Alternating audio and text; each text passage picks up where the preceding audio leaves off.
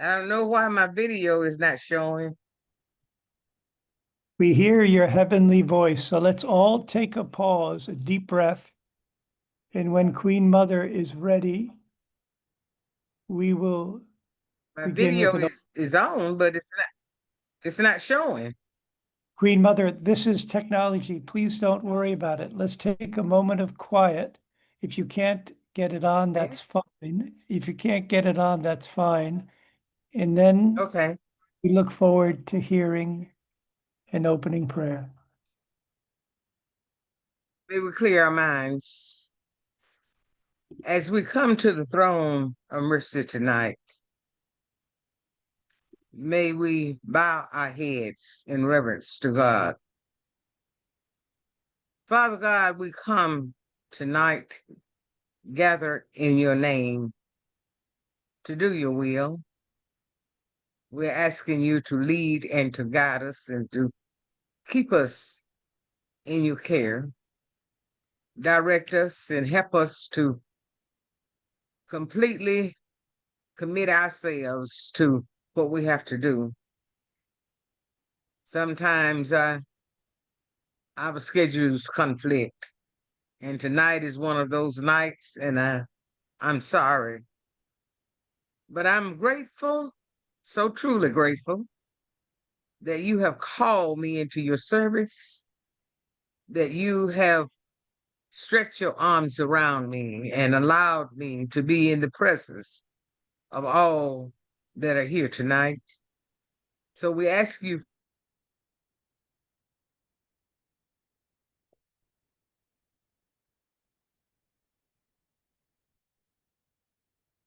She should be with us in a minute.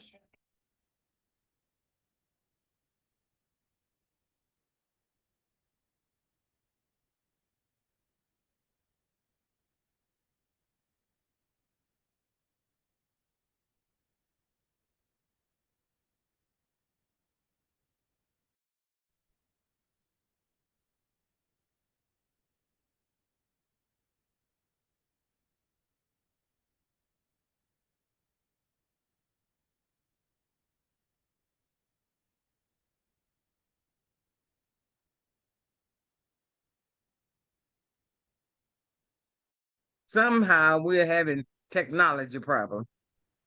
Keep us, oh Lord, as we continue to move towards a resolution and understanding with redemption, love, and care for That's each other. okay. We can always expect. Please don't leave us now, for we are in your care.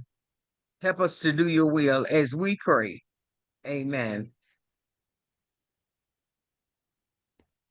Amen. And Amen. Queen Mother, we wish you a wonderful meeting. We will be together in spirit. Thank you for starting off with the prayer. And we will continue next Sunday at 8 o'clock. And we'd love to have Excuse you me with us. for So thank you for starting us off. I need to go to the mending goals.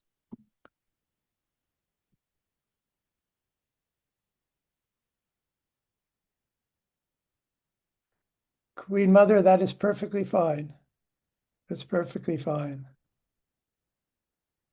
May you have a blessed evening. We will continue. We will continue.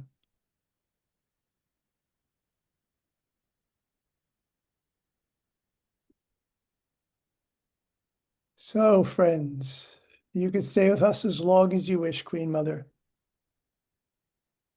So we have the task. Can people hear me? Please, Nikki, if I... Yep. Maybe the Holy Spirit doesn't want you to leave us, Queen Mother.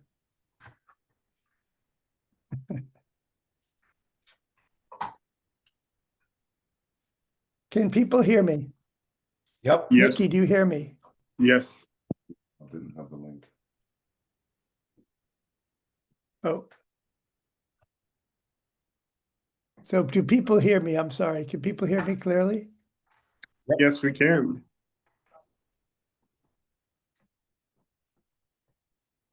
Okay. Okay. So, friends, I'd like to call to mind, and who said just now that they can hear me? Was that Jean? Who said right now that they can hear me? I said I could hear you. Please speak up. Come on. That was Scott. I said I could hear you. Oh, I I can didn't say hear my you name. too. Okay, I can, so let me ask Scott, if I fade away, please speak up immediately, okay? So I'm not wasting anybody's time. You got it, brother. Okay, thank you. You're welcome. So friends, we're able to gather from all over the world. We have people from India who are trying to get in because of this technology. And this technology involves fallen light. Electricity is fallen light. And the beings that work with it, they bear suffering in order to bring us together. And if we just use technology as we use one another, then we contribute to the suffering. So I want to call that to mind. And I want to call to mind this book that I was given to write called Kindred Spirits, with a blind Swiss anthroposophist who described her experience. She doesn't have an outer sight, she has an inner sight, who described her experience in a radio studio in Basel, Switzerland, of that suffering. So let's take a moment and express gratitude to these spirits, that through their suffering we are brought together. Let's take a moment of silence, and then we'll start in. And the question I'm going to ask each of you, starting with Scott, is why are you in the world? And Christopher, after Scott, Christopher, what is your calling?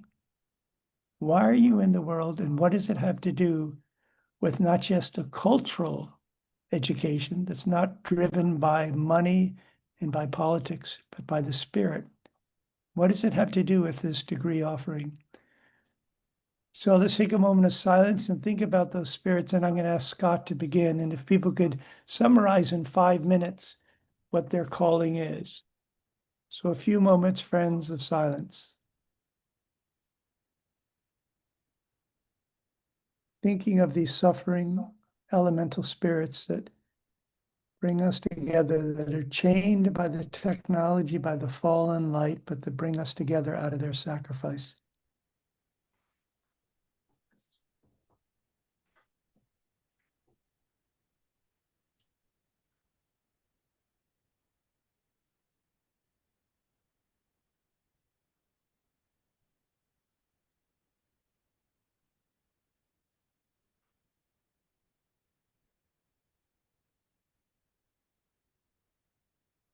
So thank you. And Nikki will be last because she's going to pick up on her thread from last week. Scott, in 5 minutes, who are you? What is your calling? And how does it have to do with this cult and in the spirit of Concord, Massachusetts? So my name is Peter Scott Millette, but I also look at myself as someone who came to Earth as a human being, but I actually am a soul that's lived for, I don't know, thousands, millions of years. I don't know. But at the end of the day, I believe I've been given downloads, blueprints, and codes to help humanity through a healing modality that enables people to see past the veil of the existing infrastructure of hospitals. And that being said, I believe that the future of healing is much more than what we know. It's a lot easier to comprehend when you look at it from a simple perspective. And at some point I could probably get into that, but I'm going to keep it simple. I also believe that I'm here to help create a new educational infrastructure, which I call discovery centers, where children will go to a discovery center at a very young age to find out what their sole purpose is. And these discovery centers will be places where people go for 2 or 3 hours a day. And the main goal is to find out what their sole purpose is. Once that's been figured out, or their interests first. Then we attempt to establish a customized education based upon what their sole purpose is. Once we do that, two things will happen. Children will learn to read and write at an accelerated rate because they're doing what they're meant to do. And as they get older, I think what we'll find is that if everyone's in touch with their sole purpose, they're doing what they're meant to do, the world will be surrounded by geniuses. We're all geniuses. We just have to be doing what we're meant to do. And I believe that the people that are not happy in this world are as far away from their sole purpose as they could possibly imagine. But if we focus on building an educational foundation that focuses on what children's sole purpose is, we will create a utopian society that enables us to learn at an accelerated rate because we're doing what we're meant to do.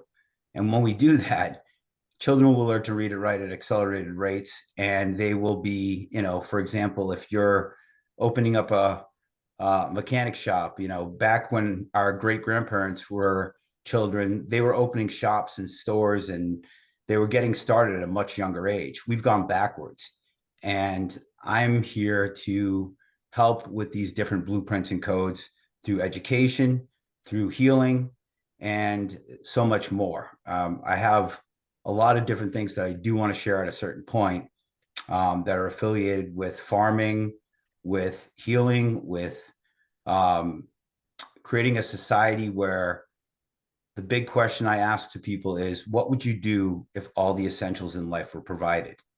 And most people simply can't answer that question because they couldn't possibly imagine what it would be like. But we are on the verge of taking it to this level. And what I love about the Concordian School is that this is in alignment with what I've already seen, except it's at a high school and advanced level. What I've seen for myself is at a very young age starting off, because I believe that children nowadays, once they enter public schools, they're programmed. And once they start getting programmed, they begin to lose their focus of what they're meant to do in this world. So, you know, that's just a little bit about me. I could go on and on and on, but I don't want to take any more of your time. Does anybody have any questions? Scott, we'll come to that. Thank you. Sure. I want to get us around the circle. If we're to work together, we must come to know one another. Yep. So I want to introduce someone I call, thank you, Scott. Thank you very much. Mhm. And there's much, much more, friends, as you get to know Scott and his work. This is a shining spirit, as is the one I'm about to introduce you to, who lives here with me, and I call him my godly son. He's been through the depths of the depths. And Chris, can I turn the computer so people can see you? And can you? No audio. I don't Can see. everybody see me? I see you. I don't see. Because I think that audio triggered. Yeah, you're muted. I unmute this. Why don't you use this? It's gonna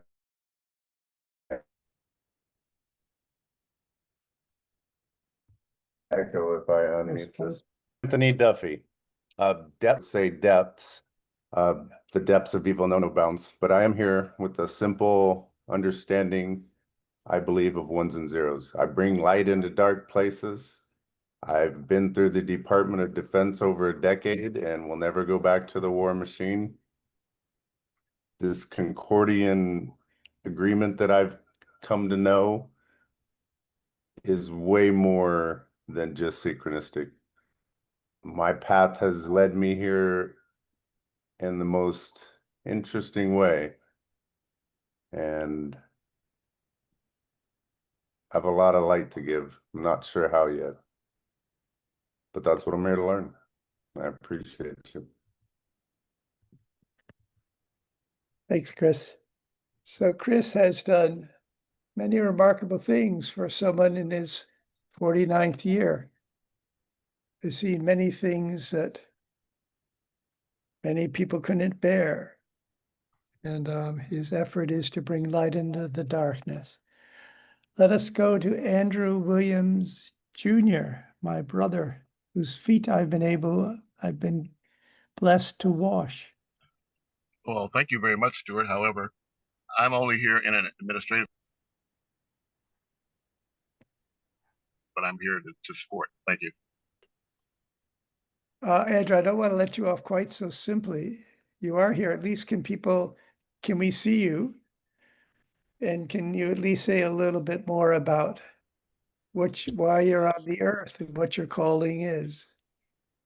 I'm not certain if this computer will allow you to see me or not, but I'm here on the earth to be able to reconnect people around the world. As I had a kind of rocky beginning in my life, it was shown to me that my first task was to survive and then find a way to reconnect our human family. So that's what I attempt to do, Stuart. Beautiful. Thank you.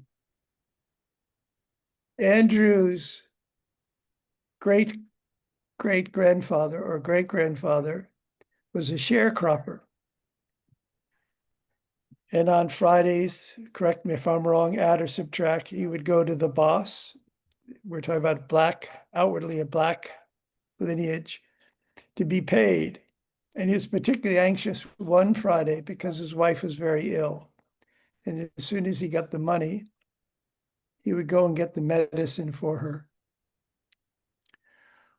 Well, the sharecropper didn't show up at the time. He was sitting in his house in the shed, so to speak, and didn't show up. And his great-great-grandfather was more and more unnerved, in despair. Hours passed. Finally, he knocked on the door. And he was lynched. And his wife died.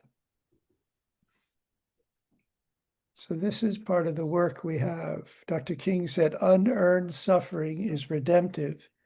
And we're working together to redeem, fancy word, which means to make good all the suffering. And Andrew's key to that. I hope that's okay, Andrew, that I share that.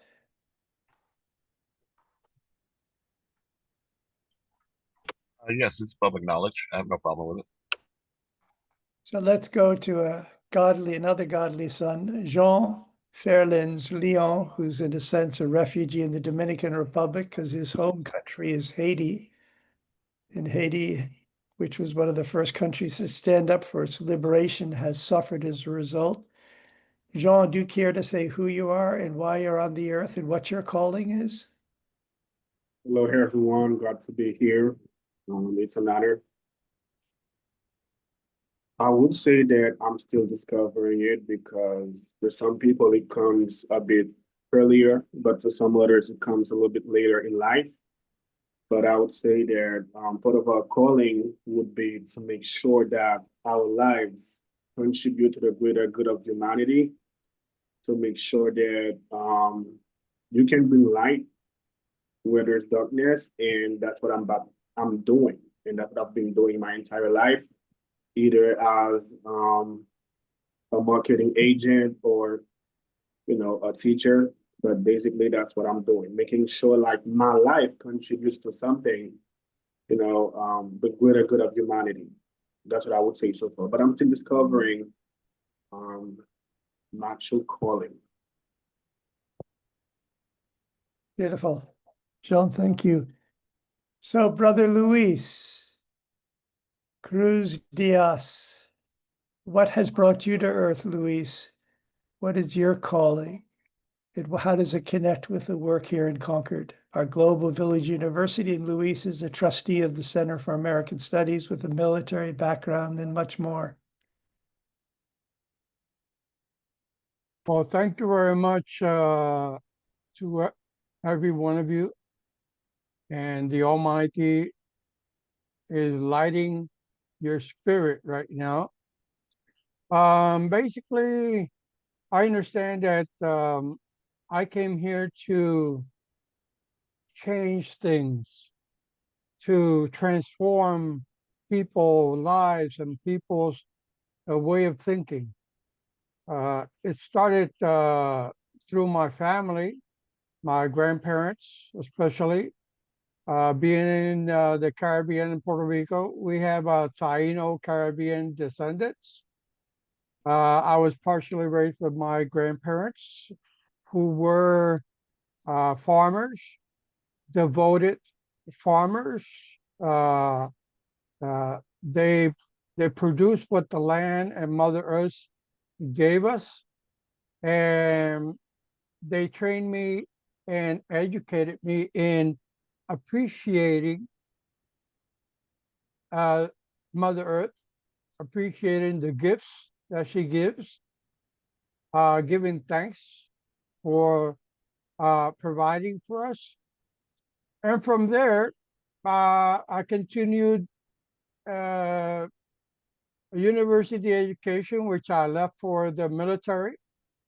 I spent 22 years in the military with many positions and training, finishing basically as special operations instructor and a field training officer in many specialties, doing things that many people won't want to do or wouldn't want to do or wouldn't want to be there. Like I understand Chris has gone through also.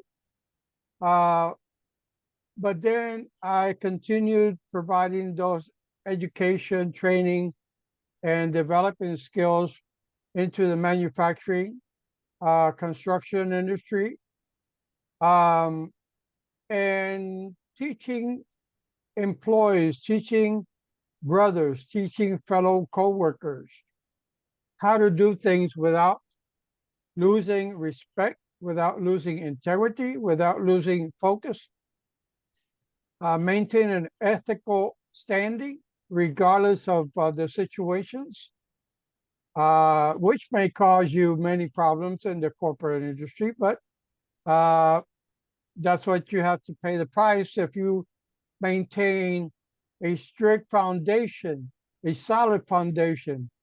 And then I came to find out I need to be broken and built up again. Well, guess what? The only way to do that is by looking inward, looking inside you, looking in your soul, and reaching out to the one consciousness, reaching out to the one almighty universe builder that we are part of, and understanding that we are part of the cosmos. We are part. The matter is not destroyed. It's not created. So we only transform. So my process of transformation has been multiple dimensions, and right now, in my latest transformation, I have been called to transform the lives of those unfortunate who do not have a formal education, who have not had the chance to go into the standard traditional education structure and come into a non-conforming, non-structured, non-binding center and global university, where each one of us will provide all of us, all of our soul, all of our knowledge, all of our experience, in a way that each one can become a more full person, spiritually and mentally, at the same time, trying to get an education, trying to get a degree. But it's on your terms, not ours. And we are just here to provide you assistance to go through the path. And as we show you the path, you are the one that will be inspired, that will be educated, that will be a leader in the future. And if you're like Queen Mother, well, it's an accomplishment of a whole lifetime. Greatly, greatly honor that was bestowed on her for all her life work, all her community work, and all her spiritual work.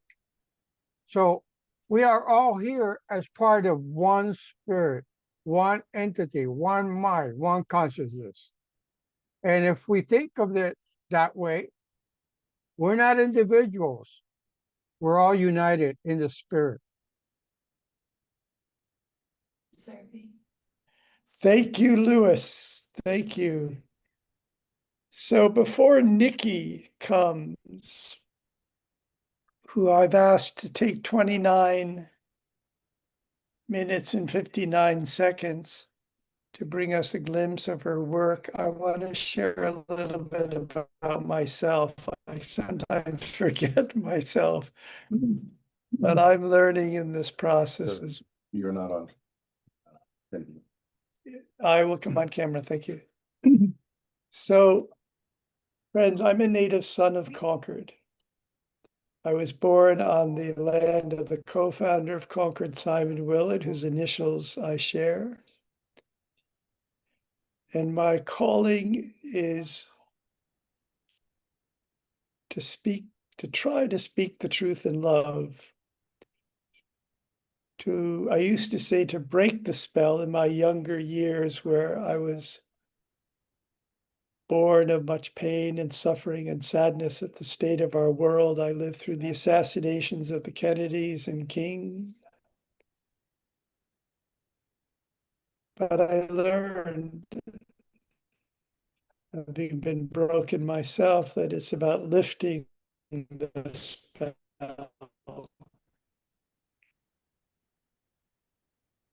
To speak the truth in love. And please, Scott, speak up if I disappear my voice. That there is the real world, and then there's the real world, which is a world of miracles, of grace, of amazing, of saving grace. And I've had many experiences where my eyes were open, not with drugs or whatever, but just with life, to other realms. I had experiences when I was young where I'd be going through life and I felt that something reached out and tapped me on the shoulder with a forefinger and said, "Don't forget me, I am there." And it's like I was stopped dead in my tracks. My whole being was as overshadowed, obliterated, annihilated. And those intervals became shorter and shorter, and the tap was, "Don't forget me, I, death, am you."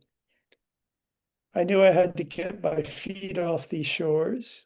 I didn't know why. And the image I had was I had to go to Europe, to the heartland, Middle Europe, between East and West, and I had to forge a sword. That was the image. I had to leave in order to come back. I had an experience when I was studying in a seminary in Germany, Stuttgart.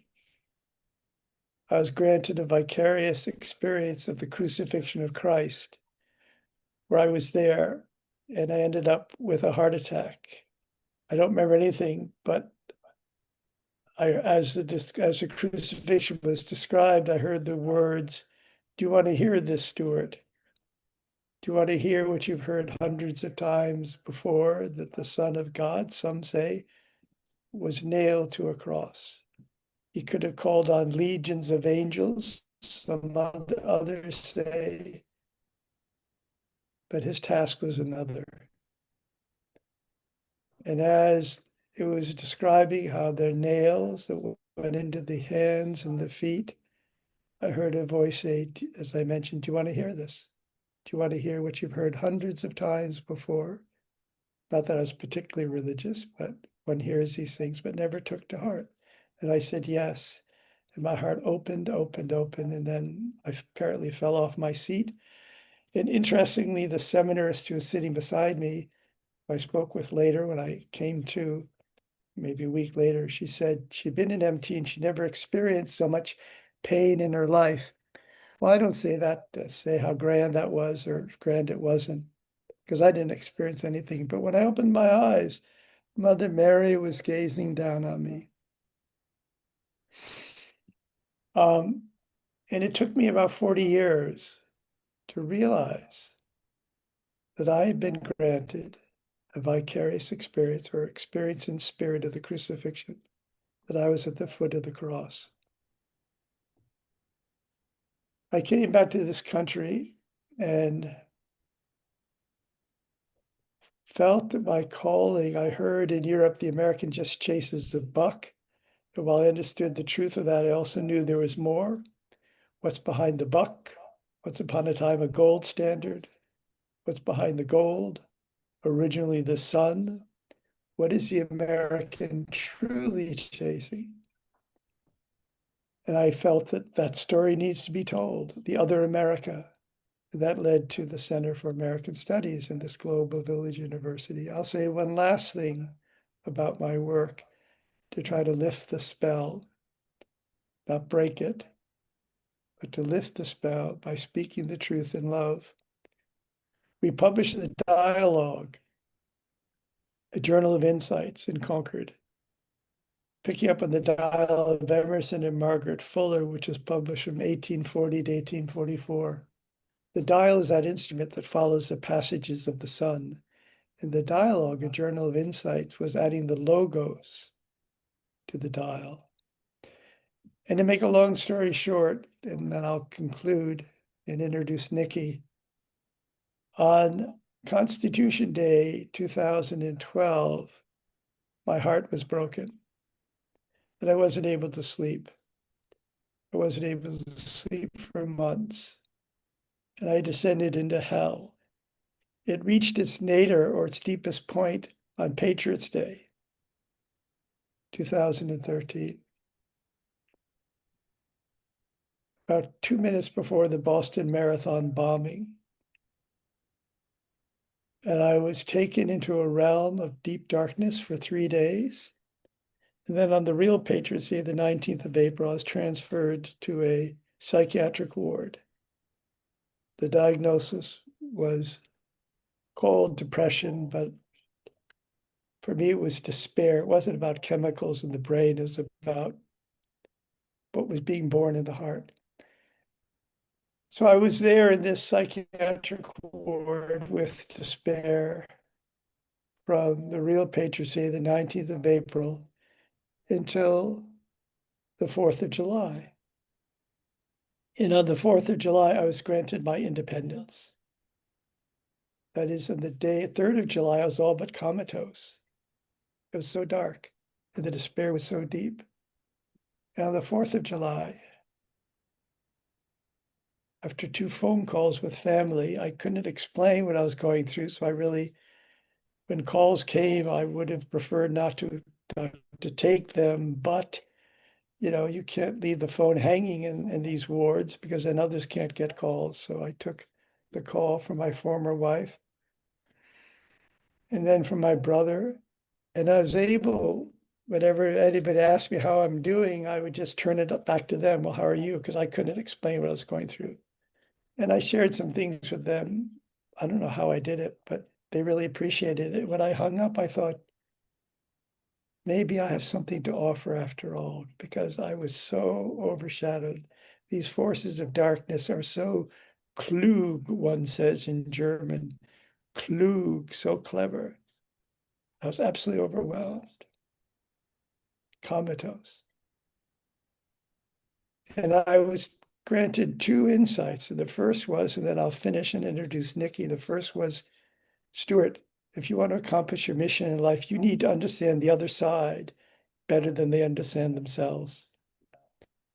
And to accomplish that, you have to practice ever greater compassion, which means compassion to suffer with. That's how you understand the other, by suffering with. And the second words I heard were,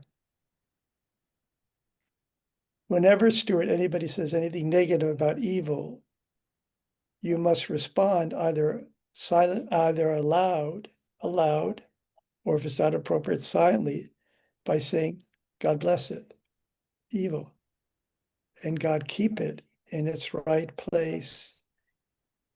And God shed his light, let his light fall down upon it. Well, my path also, like my godly son Chris, has been to find the light in the darkness, because that's where we live. America's the land of the setting sun. We have to learn to find the light in the darkness. I want to introduce Nikki.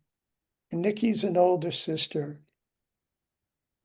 And Nikki, I'm going to interrupt you constantly in your 29 minutes and 59 seconds. If you're speaking really quickly or pressed, because then there's a kind of a tightness where we can't really hear you. Nikki, I would say, is a woman who, with a male life body, a female physical body, a male life body, which is penetrative, a male-female soul or astral body, and a spirit that transcends gender. Once again, she has a female physical body. I would suggest a male life body. And one of the reasons why people are transgender is because they have a male or physical body, a woman, a woman's physical body, a man's physical body, but then their life body through complications is the same thing. So a woman has a woman's physical body and a woman's life body, and there's not the balance. So since you can't change your physical body, your life body, women change their physical body, become men, and vice versa, looking for the balance. Anyways, we don't need to go into that. Like, but my point is this: I think many women today, with their male life bodies, feel that world is going to hell in a handbasket. And while there's part of every woman that just wants to be a mother and a woman and not to be confronted the world, not have to have jobs, not have to up always, because the powers that be want to emasculate men and destroy them so there are no knights in shining armor. It's a very conscious attempt. Women who see this, where are the men who have backbones and balls? Where are the men? And a woman who feels in her spirit that we're going to hell in a handbasket feels called to speak up. And Nikki's a wonderful example, but it's a tremendous pressure for a woman. I don't want to overly generalize, because men are men and women are women, and we all have our work. And so if men aren't showing up, it's all the more burden for women. So by that way of introduction, Nikki was early on in the military, and is a remarkable spirit, as you'll hear. So Nikki, the floor is yours, and I am going to stop you if you go really fast, because then people won't get the depths and wisdom of what you're saying. You have 29 minutes and 59 seconds, and then we'll do more the next time. We'll do more the next time. So there's no rush. She is a very strong spirited soul that impacts us all. So Nikki, in a relaxed way, tell us about seniorage, please, and remind us, if you will, what you said the first time, a simple characterization, perhaps to begin with, and then we can go into the greater length. I will, but I don't know that person you're talking about. What do I know? What do I know? I'm all female. I have no male in me. Married to the same man for over 20 years, and had 8 children by him, and taught them all to read before they went to school. They all knew how to read by the time they were 4 years old. And I had many dreams in my lifetime. I was born in the Bronx, raised in Manhattan, excuse me, as a Slovak Catholic who blessed baskets at Easter time in a Jewish neighborhood where there was a mixture of Ashkenazi and Hebrew Jews. So I learned a lot growing up and over the years, and I had many dreams that had actually come true, and saw, just a day or two after that they had come true. So it is very strange. However, the one that kind of tells a little bit about me is that I was in the Navy prior to it going all volunteer under the Social Security number. And when I was in the Navy, I was in data processing is where they put me, because I was the only one in my company to qualify for NESEP. NESEP was the Naval Enlisted Scientific Program that would have sent me to 4 years of college for 4 years as an officer.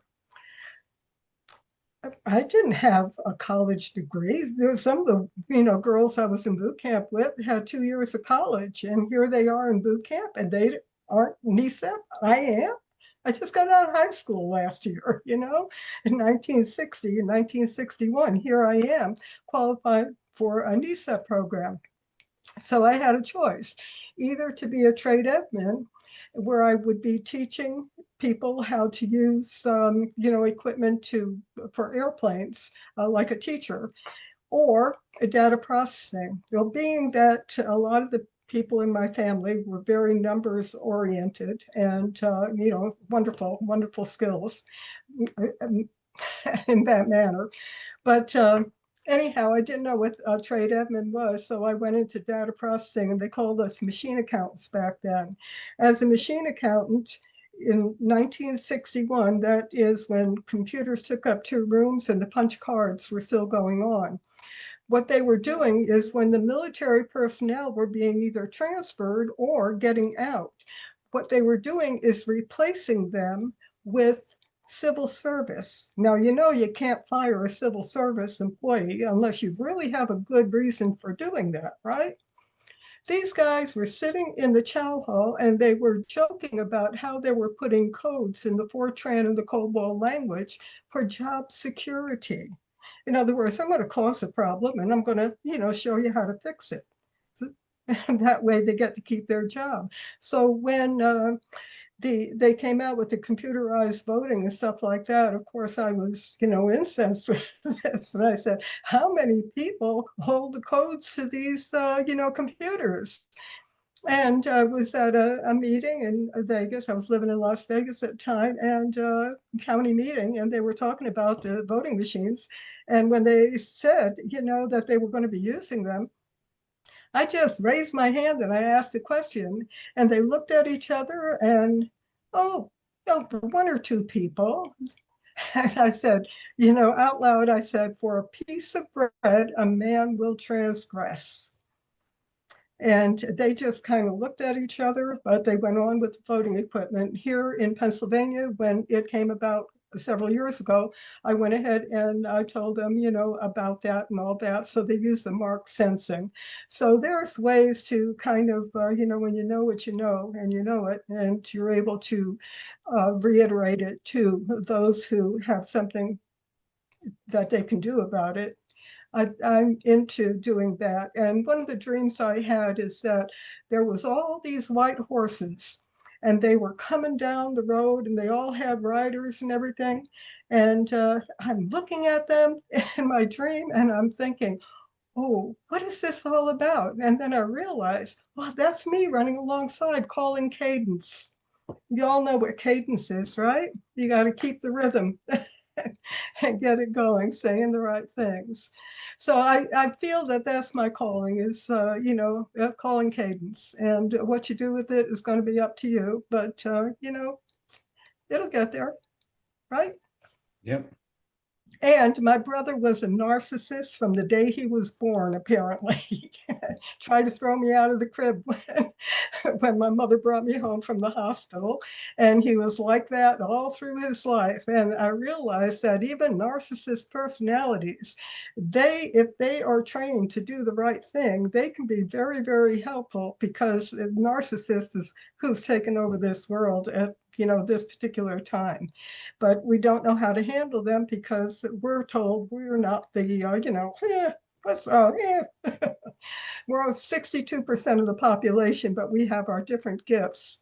And also I broke down the body and the body politic and so on and so forth, went back into embryology, and we all start out as stem cells. How we find our way is determined by who we get aligned with and pushed out of where we think we need to be into where we need to be.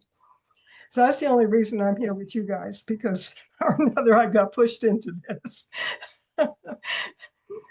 Okay, so we're going to seniorage again, correct? Oh, is there any questions? Nope. Oh, and by the way, when I graduated in 1960, there was like a prophecies for all the kids in the class, and there was only 46 in our graduating class, because the neighborhood in New York went bad. So my mom moved us back out here where she went to school, and the teachers who taught her taught me, and so on and so forth. So there was only 46 in our graduating class, and they have me Hanavig's Heavenly Homes. I moved back into the area, and now there's Hanavig's Heavenly Homes. So I don't know what that was all about, who did that, but we'll see what happens. Okay, so as you know, I had ran you through the caveat emptor, right? And this is not on my computer screen. This is, oops, there. Anyway, where is it? There it is, behind there. Okay. Can you see my screen? Yep. Yes, Nikki, may I ask, can you first describe very simply, very concisely what seniorage is? Sure. And that's right there. And it's actually on my website. And seniorage is, and here we go. Seniorage is counted, and this is from Investopedia. Are you all familiar with Investopedia, the website? Nikki, before you, if you don't mind me asking, before you give us something to read, would you please put it in your own words, really simply, if I may ask, really simply? Well, yeah, I mean, what it is the cost of printing the notes. If cost of printing the notes, and then they're taxing us on the face value of the notes. So seniorage is counted as revenue for a government when the money it creates is worth more than it costs to produce. And So what she's saying, friends, this is the biggest heist in the world. exactly. The government prints $100, and the only cost is a few pennies, and the balance goes to the Federal Reserves and the respectable scoundrels. Exactly. As opposed to being available for us to reduce, to cover costs, to reduce our taxes. And So, this is the current value of the notes. If I can get it onto the screen in a manner that's, can you see it okay? Because this in the way, I guess. Okay, a $1 and $2 note is 2.8 cents. So that means that for every dollar printed, somebody is pocketing 93 cents, right? And $5 notes, 4.8. So that is $4.95 they're making a profit on, correct? Yeah. But the Department of Treasury and the Bureau of Engraving and Printing, what it is the Federal Reserve System has become a third party to what it was before 1913. They went directly to the Department of Treasury to have the notes printed. So we can go back to that if people realize, especially our tax paid employees realize that they've been aiding and abetting a criminal enterprise since 1913 or 6 years thereafter, depending on when that senator was put in office because of the 17th Amendment. So taxing the people on the face value of the notes, that's a ripoff on top of what it is that's being pocketed by a handful of men. Do you hear what I'm saying? Yep. Okay, so what it is that I went ahead and I crunched the numbers. Like I said, somehow or another, it's kind of like a family trait. And even though I'm not as good as my mom was, and, my brother and some of my kids are kind of excellent when it comes to numbers and stuff. So anyhow, these are all crimes, even under their own laws. And this was in 1937 newspaper. And this is important because what it does is it describes the seigniorage process. And this was an Ohio congressman criticizing the system in the midst of a plea that the budget be balanced to avert calamity. The Ohioan said that for a $300 investment, a bank could get $30,000 in return. So what it is that the bankers, like PNC and several other banks, they took over the smaller banks. And my grandparents were investors in a smaller bank. And I think that in the 1930s is when they started to close down the banks and the smaller banks and just, make the larger banks able to go through the Federal Reserve System. Because here, criticizing the system, he says if a burglar had a license to steal, he said he would at least have to carry away his loot. The Federal Reserve System has his loot brought to it. Lamnick said this was a procedure for a steal authorized by Congress, which it was in 1913, right? The Treasury asked for, and this is how it works, the Treasury asks for bids of several $1 million worth of bonds. A banker says he will take $1 million worth of and credits the Treasury on his books with $1 million. So he is making the money, the $1 million for getting the printed notes, and then he deposits the bonds with the Federal Reserve agent as collateral security for $1 million in Federal Reserve notes and agrees to pay the cost of printing the currency, about $300. He now has $1 million in currency to balance the $1 million deposit he credited to the Treasury. He still owns the bonds and can collect the interest. About $20,000 a year on an investment of $300.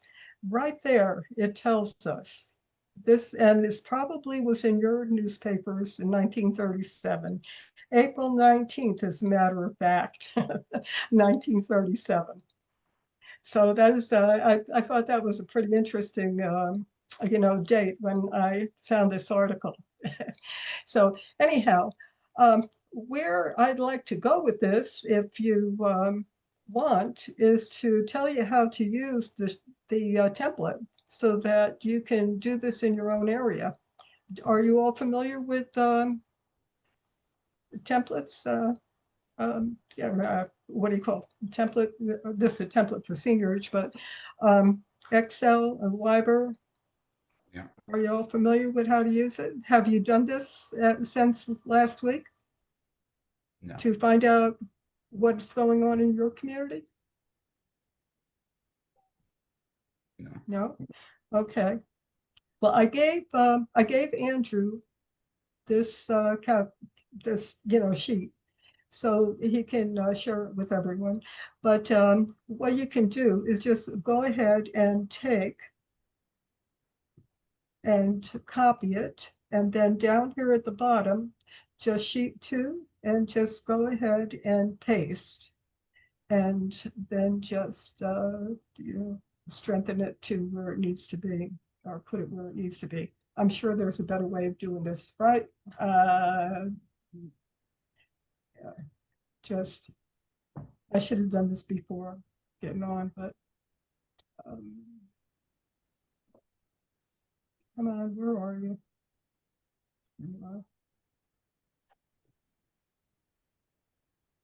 Okay.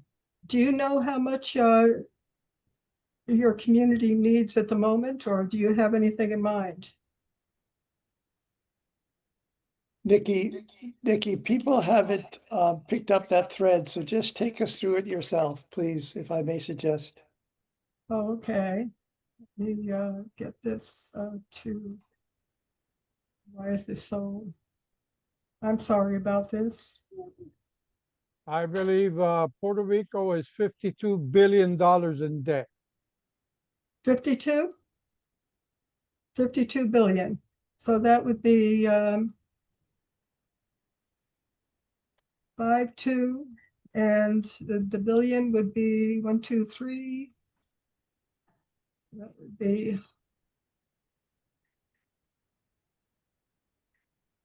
so. Did I get that right? Hundreds, thousands. Nope. I need 3 more. Correct.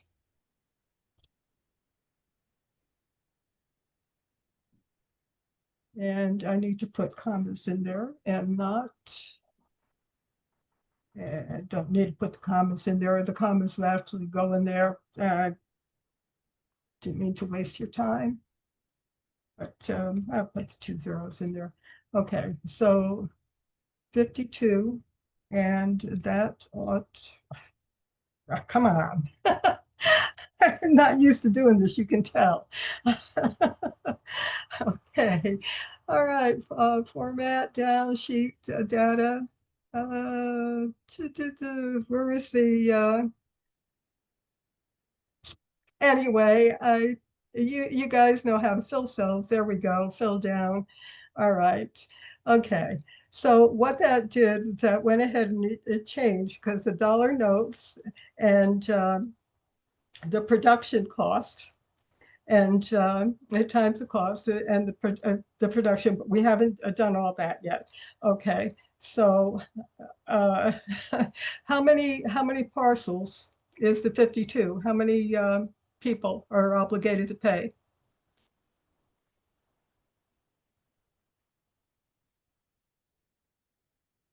You said 52 billion. How many people are obligated to pay? Do you know?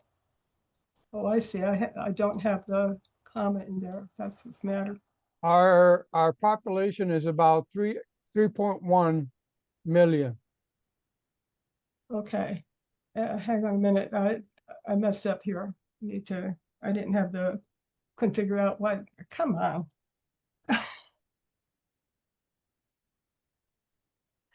What was I in data, right? And I was calculate.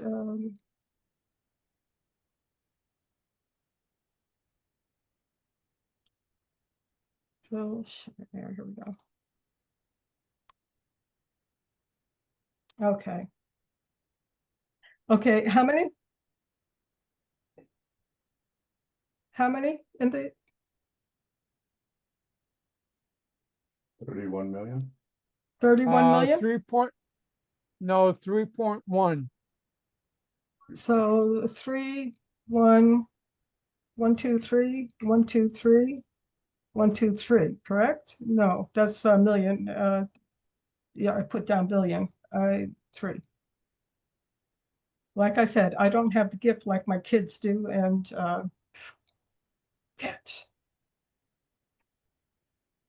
So Nikki, just to let you know, we have 10 more minutes. okay. Okay, now who profits and cost it? Okay, why isn't this going like I wanted to? As a matter of fact, in the past 2 years, it was 70 billion, and now has been reduced to 37 billion because of the oversight committee. So it has improved in the debt, but we're still paying for it. Yeah, let me, for some reason or another, that doesn't seem to be working like I had thought it would. Okay, so the data, the sheet is filled down. Okay, and oh, this isn't working. I'm going to have to go through my sheets and all, because this isn't working like I had planned on it to work, and I don't know why. Okay. Oh, shoot. Anyway, to view, you can view the functions, but I'm sorry. This isn't working out quite like I had planned, but it does work. So if you know anything about spreadsheets, just go ahead and follow the template the best you can, and with the common sense that the production cost of the calculated notes should be showing up in here, and I don't know why it's not. So I can tell you why. I can tell you why I believe, and that is because this is unnecessary detail. It's important, I think, that the folks grasp before we go into the trees and the forest, that they get the overview. I believe. Okay, well, you got the overview. There's no,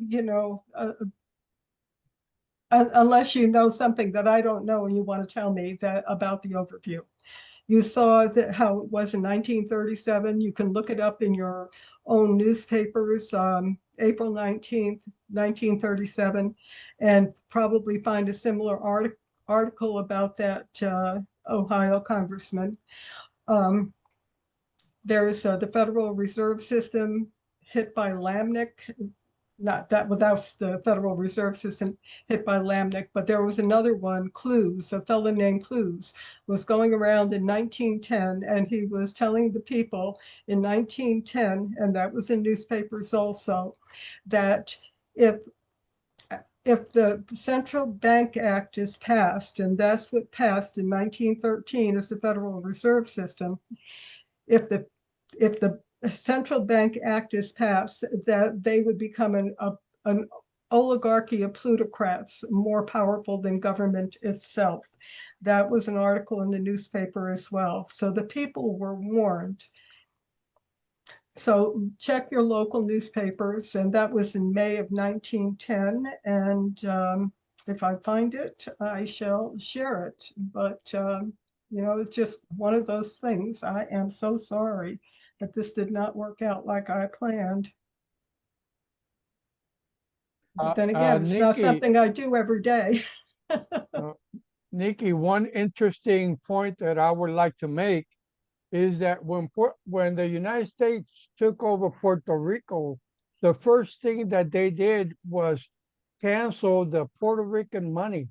We had an official notes, we had official currency, and the first thing they did was make illegal the Puerto Rican notes, and by doing that, devaluated the currency 40%.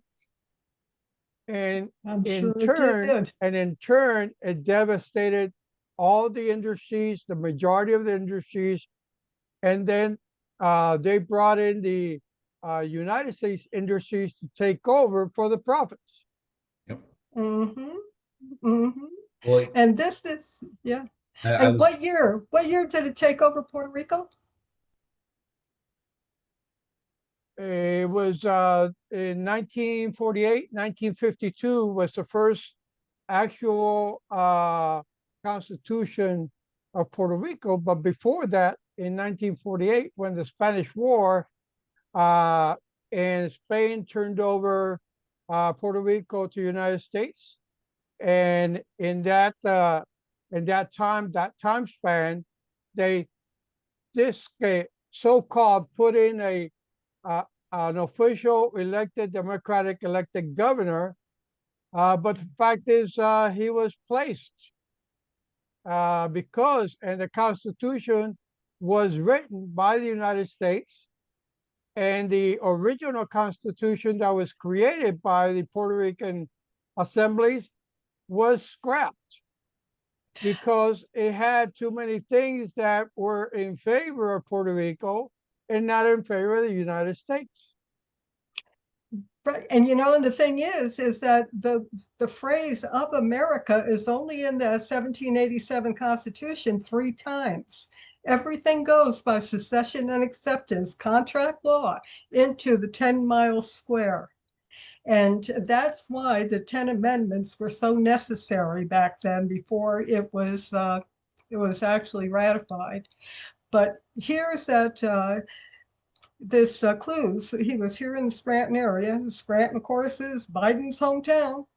At a banquet in the local chapter of the American Institute on Banking in Scranton last night, Henry Cruz of New York made an address opposing the passage of bills providing for a central bank and postal savings bank by the National Congress. Mr. Cruz urged the local bankers to lobby particularly against the central banks, saying that such an institution would give stimulus to the money power of the United States, a power that has already assumed enormous proportions. And like I said, my grandparents had, were involved with a local small bank here. Yep. Mr. Cruz said that in the event of Congress passing central bank law, that law would only serve to add fuel to the fire that is already destroying institutions of small magnitude and build up one great institution of hitherto unknown and colossal proportions. He said that the amassing of great wealth in a few hands in this generation presents a problem hard of solution, and said that a central bank would certainly be used by the so-called captains of finance to build up a money oligarchy more powerful than government itself. Cruz, in speaking against the proposed Postal Savings Bank, said that such an institution would serve only to increase the patronism, if I'm saying that right, patriotism of the government. In other words, passing it down, nepotism is the way I understand that to be. It would also have, Nikki, hang on a second. Sure. You're garbled. You're garbled. So pause for a moment. In 4 minutes, 2 more minutes. Okay. So It would pause for a moment and think how you want to use the last 2 minutes, and then we'll have some conversation. Okay, can I go on? Finish? Yeah. Okay, it would add also, he said, to the power of the office holding party, and the final analysis would be a political machine influencing elections and promoting socialism by dwarfing the power of the states and causing dissent among the masses. More than 200 bankers attended that banquet. And promoting socialism, there was a book printed in 1896, I believe it was. It's called The Republic of the Future, Socialism of Reality. And it projects itself into 2050 AD, kind of tells all. Okay? Wonderful. So okay. Let me ask this, friends. And again, Scott, please tell me if my voice disappears. Nikki, thank you. And next week, we'll give you more time even. This is such a big subject that I think it makes sense to take it in smaller doses. So I want to invite comments from anybody here. We'll take about another 15 minutes. And friends, before you offer any comments or ask any questions, can you say what the relevance of what Nikki is sharing with us has to our work with this Global Village University as you understand it? And I'll just mention there too what I said before, and that is that Harvard University, considered one of the finest universities in America, if not in the world, has been characterized as a hedge fund with a university attached to it. In other words, it's not about learning. Thank you, Chris. It's not about learning, it's about the almighty buck. So any comments, but please proceed your comments with what you think what Nikki shared has to do with what we're doing with this impulse for a cultural education, not influenced by education and politics, that's inspired by that spirit most holy. The floor is open. Yeah, so I think you know, it's interesting because I've been aware of the central bank, and I've always thought it was the biggest Ponzi scheme that's ever existed. And I mean, they basically print money that's backed by nothing, transfer money over from the central bank to the Federal Reserve. And I always would say to people, you know, let's just say the Federal Reserve or the central bank transfers $1 million or $300,000 over to the Federal Reserve, which then transfers it to the bank. When you're taking a loan out for $300,000 and you're paying, I don't know, $1 million back over 35 years, who's getting the money? They never gave you anything. And people always look at me, and it's exciting to get the details the way that Nikki's describing it, because to people that see the truth, it's so easy. I mean, you don't even have to break it down to that. I mean, I've never known it from that perspective, and I really appreciate that, Nikki. But it's the largest Ponzi scheme perpetrated on humanity, because it's not just the United States. The central bank, up until BRICS, has been associated with just about every country in the world.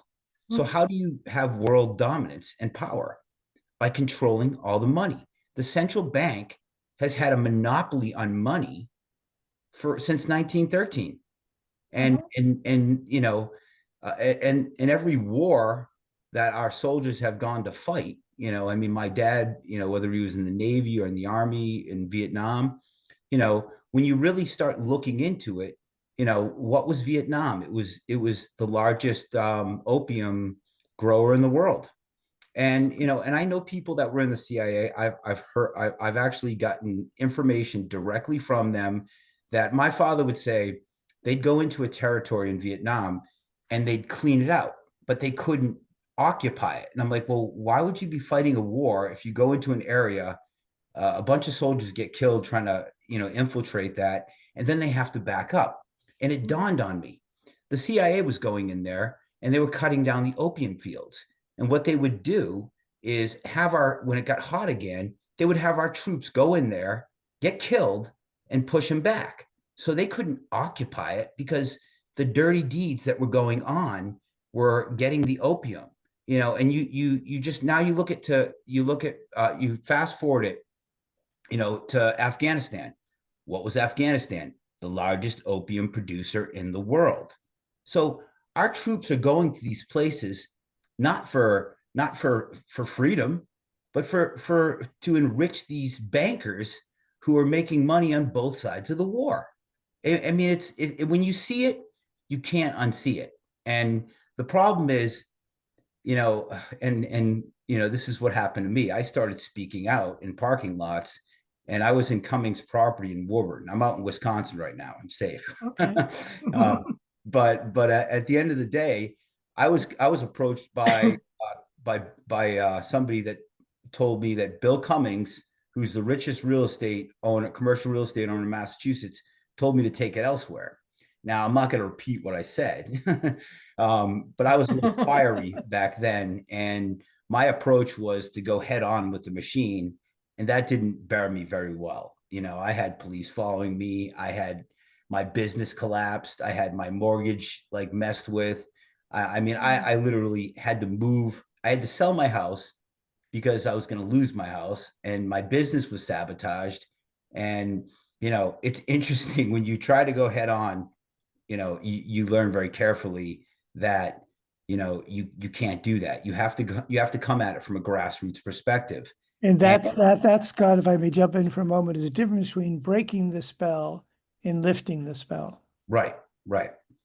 And, you know, so, you know, part of what happened to me is I literally, I lost everything. And when I moved to Wisconsin, it was kind of a second chance because my wife was from La Crosse, Wisconsin, and she had a family that owned a campground, and they had some condos that we could rent.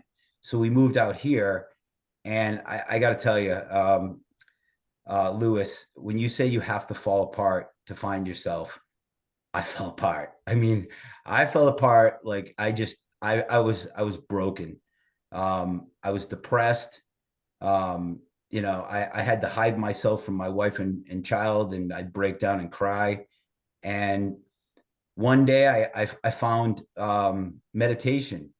And that's when I really started connecting with God, because God to me is spirituality. It's not religion. And when I started going down that path, things started to change for me. And I started to realize that I had all these amazing gifts. And, you know, I was a kid that when I was in 8th grade, a teacher said to me, "Are you stupid?" Now, it didn't dawn on me at the time, but most of my life, I didn't think I was very smart, you know, and I realized, you know, I had an epiphany that, you know, oh my God, I'm remembering back when that teacher said I was stupid in front of the entire classroom. She psychologically, emotionally imprinted on me a negative thing that I carried for probably 44 years. Then I realized, wow, that was in my head. And I had discovered that's why I didn't think I was smart. And, you know, once I woke up, and like this place has been a cocoon to me. I felt like I started getting all these blueprints and these codes and these downloads, and that was God, you know. And I wasn't very articulate in explaining, you know, what my sole purpose is. I'm going to have to put that down to paper so I can communicate it more effectively. But, you know, I started seeing the truth in everything. And, you know, when you see the truth, you know, you look at things like, you know, the news. The news is the biggest weapon in the world. You know, I'll give you an example. Like, is it worse? And I open this up to everybody. If there's a shooting at a school and somebody dies, right? You know, is the shooting itself worse, or is the psychological, emotional imprinting of the media broadcasting this to billions over and over and over to people? What's actually worse? You know, I mean, obviously a death is extremely horrible and nobody should be shot. But even if it didn't happen and they made you believe it happened, the act of believing it empowers them to create a sense of fear. And the vibration of fear is control, it's anger, sadness, depression, anxiety, you know, control, you know, versus love. If we're living in love, what is the love vibration frequency? It's happiness, it's joy, it's peace, it's calm, it's confidence, it's freedom, you know, and Behaviors. yeah. And the one thing I'll leave it at, and then I'll stop talking because, well, you know, I'm like one of those dolls, you pull the cord and I just keep going. But, so the one thing I'll say is when like you look at all this stuff, it really, you can't unsee it. And you realize that everything has been created through the central banks to control the masses. And when you walk away from fear, you stop watching the news and you regain your sovereignty. You know, we are infinite. We live forever. Our souls live forever, you know, and, you know, I mean, I'll bring kids to the point, like the law of conservation states that energy can't be created or destroyed. We are infinite. It's just a rearrangement of frequency and vibration and matter, you know, really at the end of the day. Yeah, you know, I really enjoy everything you guys have to share because it seems like we're all on the same page. We're just coming there from a different angle, and you know, but I mean, just bringing that whole thing up with the psychological, emotional imprinting. How many of us have experienced the fear? Anybody? Oh. Yeah, so let's add one thing. go ahead, Chris. Yeah. Talk about the central banks. I commend you, Louis and Nikki, for your service. I never signed up to kill, but I understood your civil service takes an act of Congress literally to get rid of them. I experienced that world a lot.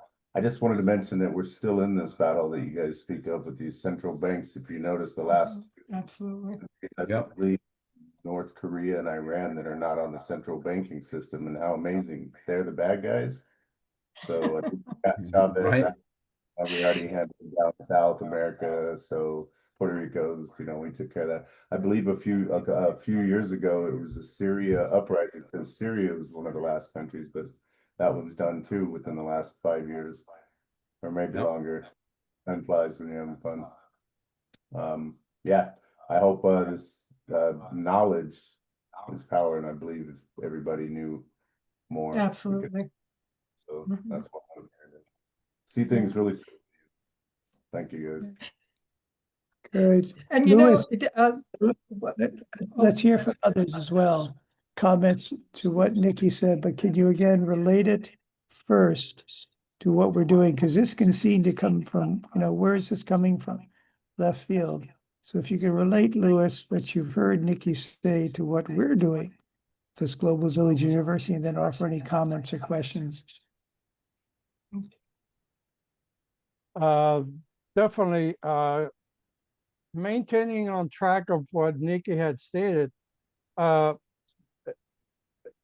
come to realize that because of the central banking and Federal Reserve, the first thing that they implemented once they had the system set up was the Social Security system. And the Social Security system is basically putting you a bond note indicating that in a lifespan of 70 years, you're worth for the banks 25 to 50 million dollars. And they're trading your life's worth from the beginning you are registered into the Social Security system, because you're a note, you're a bank note. You're not a human person. You're not a living being. You are a property of the United States. You're a corporation. A corporation. Now, what tying it to what has been occurring lately is the movement to come back to a constitutional republic under common law. Yep. Which brings you back not being a straw man, which you are under the corporation, Yep. but brings you up back as a person, not into the amatory law, because all is based on amatory law. Yep. Where everything related to a bank is related to amatory law. Now, there is a movement, a grassroots movement throughout the United States, various entities that are saying, take back control. Take back control. You are the government, not the politicians, not the senators, not Congress, not the state. You have the total in, how would you say, the enormous power to bring down that system and bring back you as a person worth the living, and bringing back that your property is yours, not a mortgage. A mortgage is basically taking care of your property and saying, I'm going to lend it to you. It's yours, but I'm going to lend it back to you, and I'm going to charge you a fee in order to be able to make that note. And hey, you never get away. You never get away. Now, what the center has come to realize, and what the center through Stewart is trying to do, is basically, and what some GOP members are trying to do right now, is get rid of the central bank, get rid of the Federal Reserve, get rid of the notes, go back to the gold standard, where it has real value. Yep. Real value.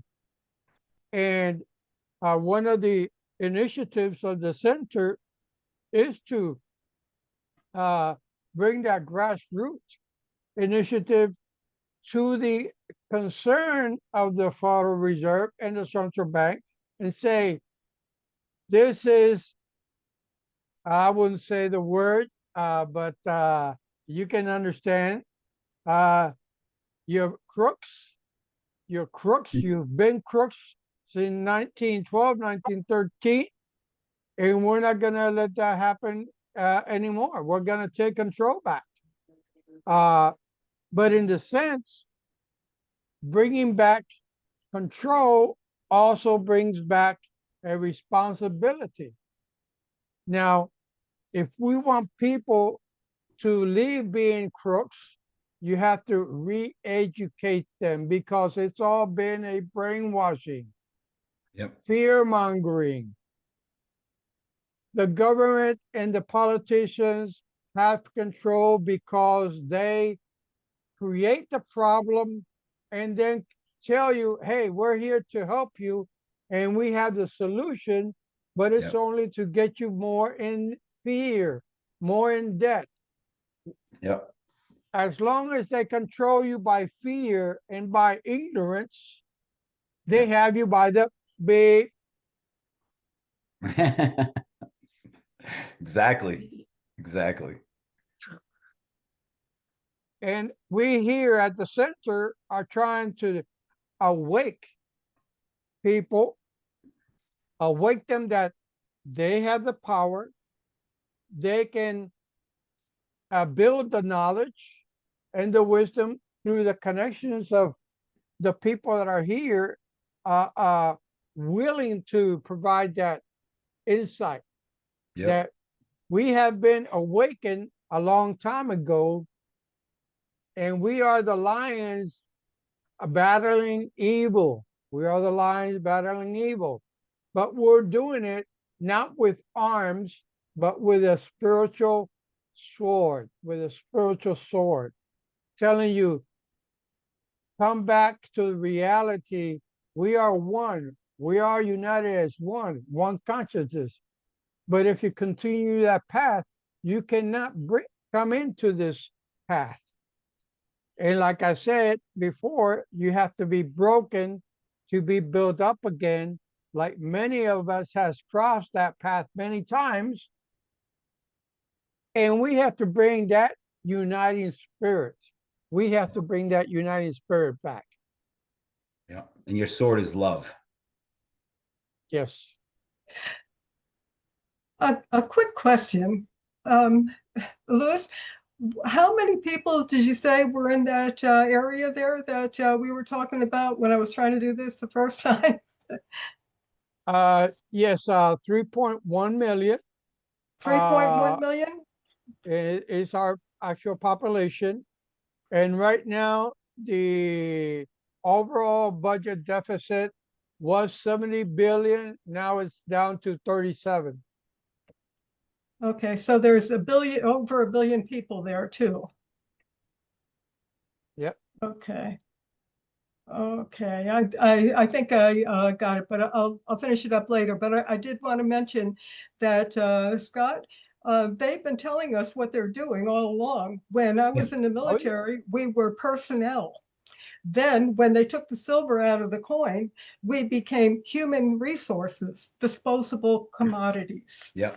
Now they're calling us on the OMB side, the Office of Management and Budget, we're being called human capital. So everything you said, because, when my children were born, didn't need, social security numbers, they didn't get social security numbers when they were born. So that is, something that has been throughout the years based on what we were being called, basically. Yeah, and we're basically cattle.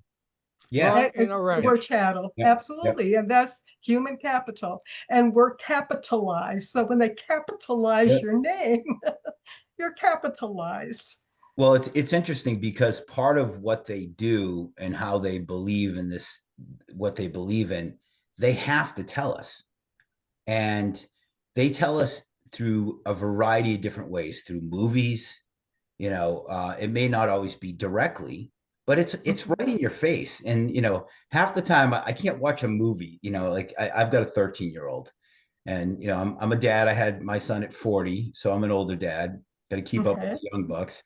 And I can't watch a movie without like going, oh my God, oh my God. It's like, it's just in everything. And you can't, and once you know, I mean, the whole system, when people understand that it is a matrix, and you know, when these people when they created the central bank, they took over the media. I mean, in the late 1800s, they started buying up all the media. So now they, you know, by the end of the 1800s, they probably owned like 90% of the media, mainstream media. They owned the educational infrastructure. They owned, you know, all the money, but they owned the big pharma, you know. And, you know, when we get into these discussions about healing and the med beds and all that stuff, you know, it's fascinating, you know, that, you know, and this is where I come in. I believe that the med beds will come out eventually. They can't stop it. Scott, But, I'm sorry. Let me jump in here because there are two people that haven't spoken. I want to give them the opportunity, and their time is. Sure. We will come back. I just have one more thing that I want to put out there. When Scott was talking about what they were doing in Vietnam, yeah, they were sending bodies home and they were stuffed with stuff, you know, with the catch. But I had met Ted Gunderson actually in person, so I know that he knew about all this stuff. But also, I want to point out that in the First World War, there was a poem that was along that time. And this is when they were taking homeopathy out of the system and putting in the pharmaceuticals. And during World War I, in Flanders fields where the poppies grow, we see the bodies row by row. Remember that poem? Anybody? Nikki, I want to provide I want to provide the opportunity for Andrew and Jean to offer any feedback, and then let's turn to the next part of this evening. We have another half an hour. Andrew Williams Jr., any comments, and then Jean. Are you there, Andrew? I am, but no comment. Thank you. You know, you don't need to be so shy. This is pretty remarkable information. I put in the chat a link. Louis, hang on, please. Hang on, please. I really want to provide the opportunity for those who haven't spoken. So, Jean, are you there? Any comments? You may not be as familiar with this, but you are part of the conversation. I want to create a space where you can speak if you wish as well, to ask questions, to make comments, or whatever. Yes. I don't want to say a lot, but I just want to add a few things to what Scott said. Like, it's in the movies. Sometimes they put it in movies or in books. You know, people who can see it. You have to have the level of conscientiousness for that. But certain people, they will let you know. Like, if you see it, you see it, but it's there. They have to let you know what I have to say. Thank you. So, Louis, you're going to say something. Oh, pardon me, Stuart. Yeah. I apologize, but I do have a comment to make. Good. Yes. Wonderful. But I have to give it some context. Good. Good. The floor is yours. All right, thank you. I'm not certain again about this video here. Let me try it again. No, it just looks like this won't work too well here. But at any rate, I'm going to turn it off so I don't lose my bandwidth. Now, I'm in Los Angeles. Well, at least I was born in Macon, Georgia, but I came to Los Angeles in 1980. And I came with the idea. Well, let me take a step backwards now. When I graduated from high school, I had the highest SAT scores of any African American that had graduated at that time, 1975. And yet, all of my efforts to get scholarships to the major schools and universities just didn't seem to work out. I didn't have any counselor to help me, etc. But at any rate, I was offered a full 4-year scholarship to a historically black college and university called Fort Valley State College. However, when I went there to visit the campus, I found that their library, the content in their library, was 20 years out of date. And I could really access more updated information just as a citizen living in Macon, Georgia, that could access Mercer University and find up-to-date information. So I was kind of discouraged about pursuing an academic career. And so I opted for a corporate career. Began with corporate training, these management training courses and restaurants, the Waffle House, and uh, um, parking, various industries. But at any rate, I decided that entrepreneurship would probably be the best way that, as an individual in my circumstances, I could step away from the being locked into a job um, kind of slave mentality. I had some very bad experiences as a young man. I was very young, but when I was hired, for example, in school, high school, to a position, I was the one that trained the new guys coming in. And so I would regularly train older white guys in the position that I was holding, but never got any advancement. So that kind of soured me on that track. So entrepreneurship was the way I decided to go. I learned that I could take correspondence courses. So there's a course called Federated Tax Service that taught me about how the money system worked. This is in 1975, 76. And I determined that it would be Los Angeles where I would come to connect together with the vibrant international trade, those kind of things. So anyway, came to Los Angeles. I began, I did get a transfer from one corporation to another, but soon I was able to begin my entrepreneurial journey. So I began to write a handbook, a survival handbook for entrepreneurs in 1984. I completed it in 1990. It turned out to be about 100 pages long, and it was something I'll share with you, Stuart. It was my first publication, but the idea was to empower individuals to work together in their own circumstances to acquire their own sovereignty, so to speak. Then in 2000, I met Paul and Tanya McDonald. They were the chief researcher and president of Global Business Incubation. That had been founded on the campus of Loyola Marymount University in 1991 by Dr. George Kosmetsky, who was the founder of Silicon Valley, so much, or at least the father of Silicon Valley. He had a footprint also in Texas, in Austin, Texas. He had launched the IC Square Institute in Austin, Texas.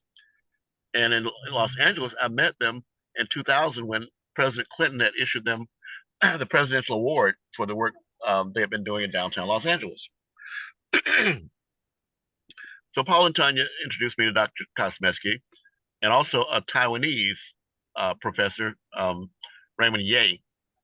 Raymond Ye was the author of a book called Management Philosophy in Zero Time, or Zero Time Management Philosophy.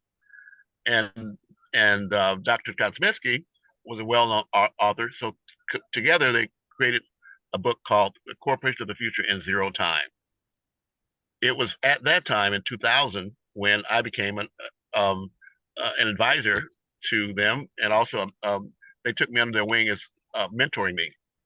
It was in 2009 when I reconnected with them online, and of all places, the UK, through a company called Academy, that they appointed me as what they call the Zero Time Solutions Facilitator. That's who introduced me to Corin Smith back in 2009. But Paul McDonald had been in the Army, and he was what you now call an industrial videographer. He made industrial films to teach the soldiers, etc., how to work and how to accomplish objectives, no matter what their background were. You just follow the steps. And he championed something called remote viewing. The Army and the military had remote viewing as one of the technologies that they were using to be able to project in the future what you needed to do, or project from the future what you need to do to accomplish your objectives, backward, so to speak. However, Paul had the unique opportunity to be the one in his capacity as a producer to order around the generals, order around anyone in the military, go here, sit here, do that, et cetera, so on and so forth. But he was privy to a lot of the activities that were happening in the Army. It was unfortunate that he witnessed the military conducting drug experiments on their soldiers and women to determine which drug would be used to disassociate a parent from their child. And it turned out to be that it ended up to be not LSD, but crack cocaine. This was in 1971 that this information, that he shared this information that come about. And furthermore, that it was only after that revelation that the Army decided, well, it was probably time for him to retire. And so he was eventually shifted out. But he was inspired then to work with Dr. George Kosmeski to develop a system, if you would call it that, for transferring the corporate information, the blueprints of America, so to speak, into the African American community. So taking it from the institutional infrastructure it had down to the grassroots. Unfortunately, he ran into cases where the drugs that he had been documenting these 30 years before had now begun to actually penetrate the local community, and it disrupted the entire African American community in many ways. But what was so disheartening to him was that there was very little effort on the part of what they call the Divine Nine, those people that had gone to these Greek societies and were the hoity-toities of the black community, the intelligentsia. It was they who were, unfortunately, the ones who were upholding the system and preventing there from being any uprising, so to speak, on a pathway that would provide sovereignty to African Americans as a whole. So Oh, man. I say all this to say that it was Cohen Smith in 2005 that shared with, or at least that Paul McDonald shared with Cohen Smith, blueprint called African Americans First. And the idea was to create an opportunity for there to be a groundswell of people that were not necessarily educated in the traditional ways, but to work together in 10 smart teams. And those teams came directly from the blueprint of what was used in major corporations. For example, the National Manufacturers Association under Dr. George Kosmeski, they were able to collect $100 billion contract from the United States government simply by the CEOs of those companies agreeing to work together to provide the procurement services that the government needed. So from a 0 cent, I mean, they had these 100 corporations were able to actually acquire these contracts, not because of the money they put up or the equity they put up, but just because they agreed together to get this thing done with the government. Just that simple. That strategy has never been able to work for people in the African American community, as you may know. Everything has been structured in such a way that it prevents unification of those efforts. So when I listen to what you guys are saying, it's clear to me that here we are again. Now it's 2025, 25 years later, and it's only now with this disruption of AI coming into the marketplace that I believe may be able to provide a way that individuals can now begin to acquire the expert knowledge that's available worldwide to be able to have a definite impact on their own lives and the lives of their community. So that's my 2 cents in it. So thank you. Wow, that was amazing. Thank you. Thank you. So friends, we're going to shift for a moment. We could go on all night long. Can people hear me? Yep. Yes. So we could go all night long, and I'm going to bring up what we're about. The degree offering is not in the physical, natural, social, or cognitive sciences, which are brain-bound and reductionistic. They're about a fully realized spiritual science, or science of the spirit. So now I want to take us through, once again, the leading thoughts, because these are, I would say, dramatic, to say the least. And I'd like to ask, and Andrew, maybe can you see if you can find them as well, the anthroposophical leading thoughts? If I don't come up with them here, I thought I had them. 1 second. These are the fundament, the foundation, the ground of all that we're doing. So let me see if I can get there. Perhaps, Andrew, you could also call up once again under our Steiner archive, I believe, anthroposophical leading thoughts. One moment. Well, actually, I'll have to ask Lewis if he can assist. I'm not in a position I could do that with this computer right now, Stuart. Okay, and by the way, folks, what do you think of that? Andrew had, for someone who had nothing to say, what do you think about what he said? Amazing. Amazing. Yeah, He has always had hidden knowledge, but when it's necessary and valid to bring up, he'll bring it up. well said. So I think I've got the leading thoughts here. Here we are.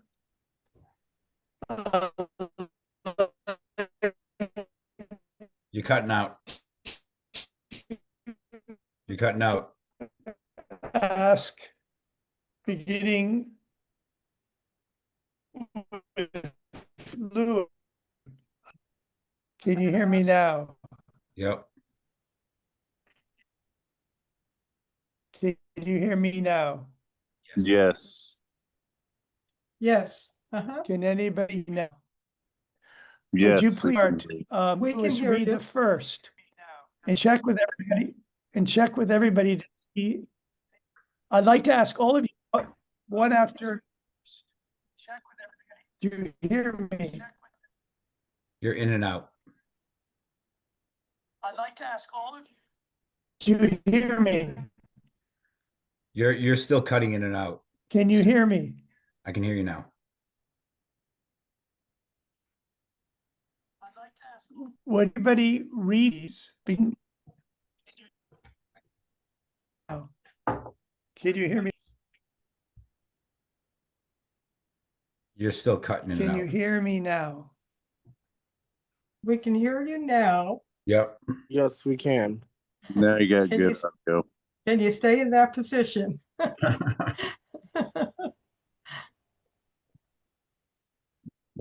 Okay. Please, everybody, the thoughts. And once the next person reads it, ask if. So Scott, would you read the first one? And before we move on, ask it's clear. Sure. Can everybody hear me? Yes, Okay. we can hear. Okay. Anthroposophy is a path of knowledge to guide the spiritual and the human being to the spiritual in the universe. Oh, something just happened to the screen. It just got distorted. So John, can you bring it up? Okay, just a moment. It looks like I need a serious pair of reading glasses. Okay, there we go. Okay. Okay, so anthroposophy is a path of knowledge to guide the spiritual in the human being to the spiritual in the universe. It arises in man as need of the heart, of the life of feeling, and it can be justified only in as much as it can satisfy. Oh, it just went down again. It just went down again. Can anybody else see? Oh, there we go. Okay. Okay, where was I? As it can satisfy this inner need, he alone can acknowledge anthroposophy, who finds in it what he himself in his own inner life feels impelled to seek. Hence, only they can be anthropologhists, who can feel certain questions on the nature of man and the universe as an element of need of life, just as one feels hunger and thirst.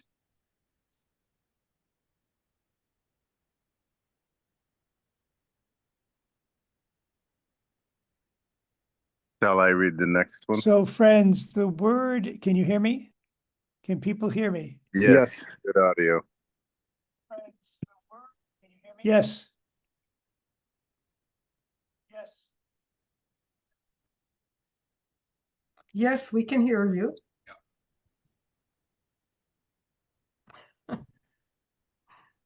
Did anybody hear me? Now you're garbled. Does anybody hear Yes, me? we can hear you.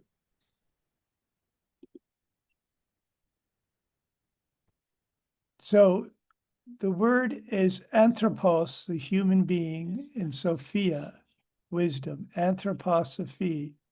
It's not theosophy, which is the wisdom of God. It's anthroposophy, which is the wisdom of the divine in man. Anthropos, Sophia. Is that clear? Yes. Yep. Good.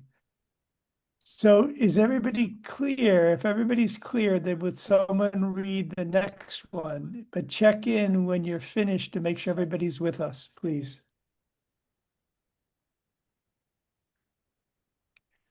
Nikki, do you want to read the second one? Okay. Make it bigger, please. What happened? Yeah, that's what kept happening to me. Mhm. It looks like Braille now. It went blurry, Captain. There you go. There you go. Let me get it all in the screen now. Oh, too big, too big. Okay, got to get it a little bit smaller. Let me get it. Okay, anthroposity communicates knowledge that is gained in a spiritual way, yet it, That's what kept happening to me. You just got to Yep. touch the screen. It's Braille, you know. Yeah. I don't know that. It's almost like you need a pair of reading glasses. It's like blurry. Well, it's so small. I can't, it was up there a couple of seconds ago and now it's down again. Yeah, No, the kept thing happening is, you have to read it with your mind. to me. Friends, Are you I'm doing gonna that? Down at say- the bottom, there is, There fit you go. to window. Okay, fit to window. It's actually on our own screens. Okay. Well, now that's not. You can take that away. Okay. Yet it only does so because everyday life and the science founded on sense perception and intellectual activity lead to a barrier along life's way, a limit where the life of the soul of man would die if it could go no farther. Everyday life and science do not lead to this limit in such a way as to compel man to stop short at it.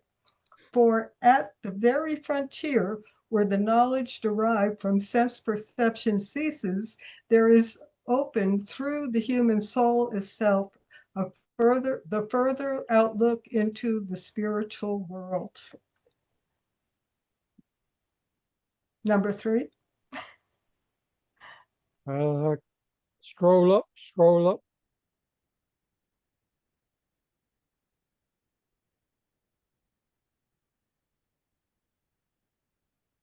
Can somebody scroll it up to number 3 and someone 4? else now. Does everybody follow? Yes. Does everybody follow?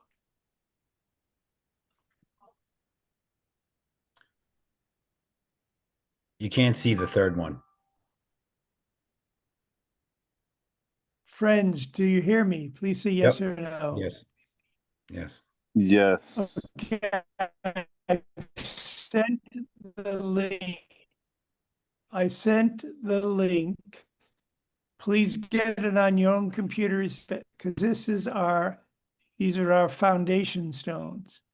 So read it from your own computer. Are we clear Nikki read the second one. Before we go to the third, Nikki, ask everybody if they're clear, because we don't want to go on if people aren't clear. So please ask everybody if we're clear. Well, it's clear now. It's on the screen right now. The three. That's correct. It's on the screen. I don't mean if you can see it clearly, if what's been said is understood. Does anybody not understand the second leading thought? I understand it. Understand. Does anybody not understand it? If so, then would someone read the third one? And you've been sent it as well via email. You want to go? Let me go. I can see it. So number 3 is where we are now. Yes. Okay, there are those who believe that with the limits of knowledge derived from sense perception, the limits of all insight are given. Yet, if they would carefully observe how they become conscious of these limits, they would find in the very consciousness of the limits the faculties to transcend them. The fish swims up to the limits of the water. It must return because it lacks the physical organs to live outside this element. Man reaches the limits of knowledge attainable by sense perception, but he can recognize that on the way to this point, powers of soul have arisen in him, powers whereby the soul can live in an element that goes beyond the horizon of the senses. Was that clear to everyone? Yep. Yes. Scott, Thank you. Yes. would you put that in your own words, Scott? Because this is very, very key. I had to step away for the restroom for a second. My apologies. Too much water. Okay, would someone put it in their own words? Because this one is very key. Basically, we as human beings put the limits. We enforce our own limits because we don't understand that we don't have limits. And our 5 senses are basically those barriers that do not allow us to go beyond those limits and recognize that we have a more spiritual, more internal, more enormous power than what we think we do have. We need to be a little more precise. Please look at that leading thought again. We need to be a little more precise. Well, if I may, since I had the opportunity to read it, my understanding of what I read was that man, unlike animals, or in this case, the fish, who are limited by, they're very constructs.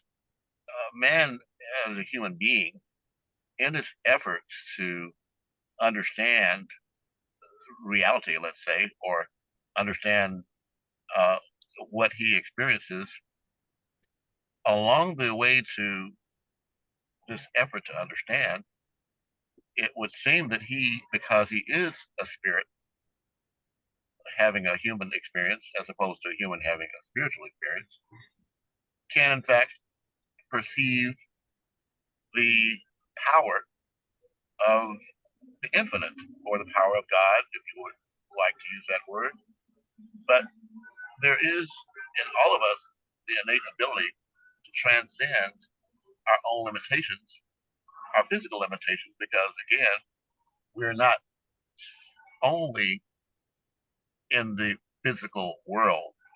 And so when we think, when we strive to understand, we're tapping into that very God consciousness that exists in all of us.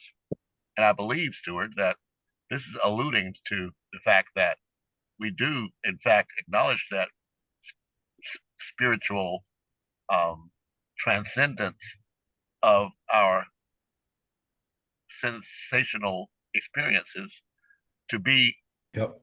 that consciousness that supersedes our quote understanding, period. Amen. Yeah, that was very well put. Amen. I So, would like to add that basically at the bottom of the third paragraph, it sums it all up.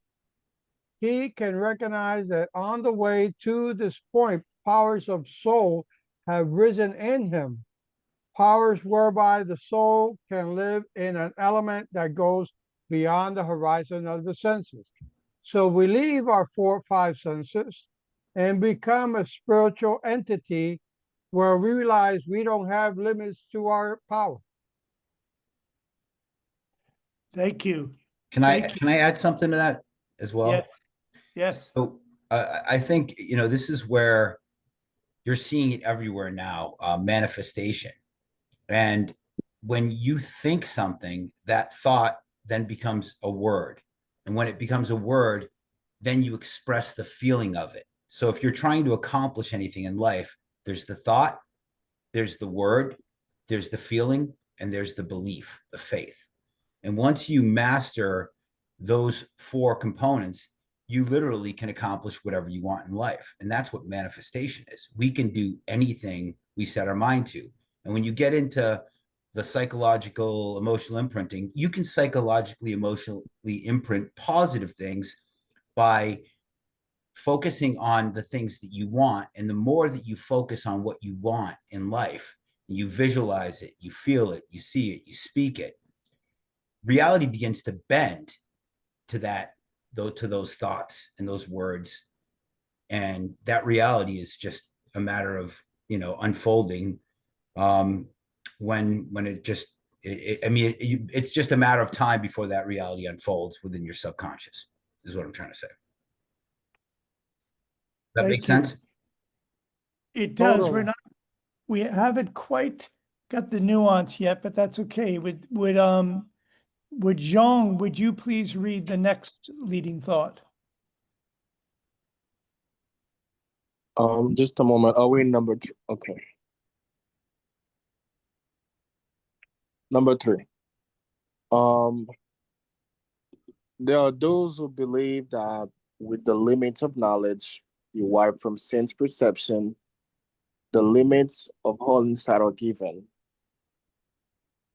Yet, if they would carefully observe how they become conscious of these limits, they would find in the very consciousness of the limits the faculties to transcend them.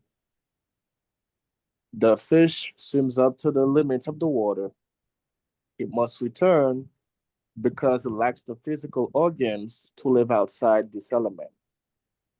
Man, which is the limit of knowledge attainable by sense perception, but it can recognize that on the way to this point, powers of soul have arisen in him. Powers whereby the soul can live in an element that goes beyond the horizon of the senses.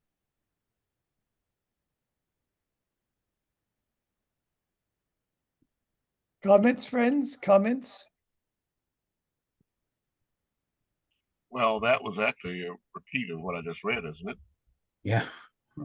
Yep. So we need to go to number 4, Jean.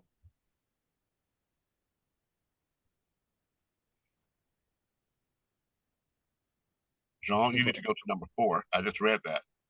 I got number 3 on the screen. Let me try to get to mine just a moment.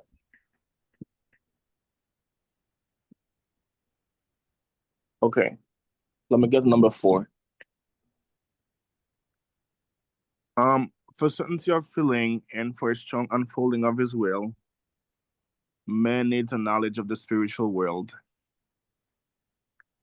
However, widely he may feel the greatness, beauty, and wisdom of the natural world. This world gives him no answer to the question of his own being. His own being holds together the materials and forces of the natural world in the living and sensitive form of a man until the moment when he passes through the gate of death. Then nature received this human form, and nature cannot hold it together. She can, Oh, good but evening, sir. How dissolve are you today? and Andrew, disperse it. Andrew, please go on Oh, mute. excuse me. Oh, yeah, just a moment. Sorry, just a moment. Great, beautiful, wisdom-filled nature does indeed answer the question, how is the human form dissolved and destroyed? But not the other question, how is it maintained and held together? No theoretical objection can dispel this question from the feelings of man, unless indeed he prefers to lull himself into sleep. The presence of this question must insistently maintain alive in every human soul that is really awake, the longing for spiritual paths of world knowledge.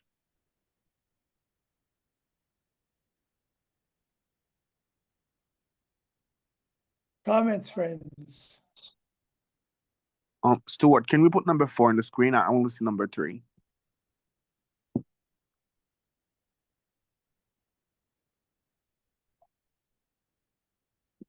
If someone can put it, that would be good. Hang on a minute. But please look at also your own, please look at your own emails that I sent. Okay, here it is.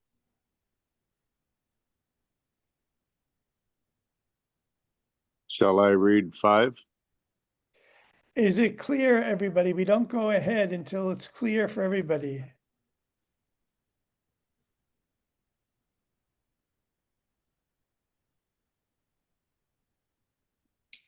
Stuart, could you express that in your own words, what you feel it means? I've worked with these for years. I can do that, but I'd like to hear from others.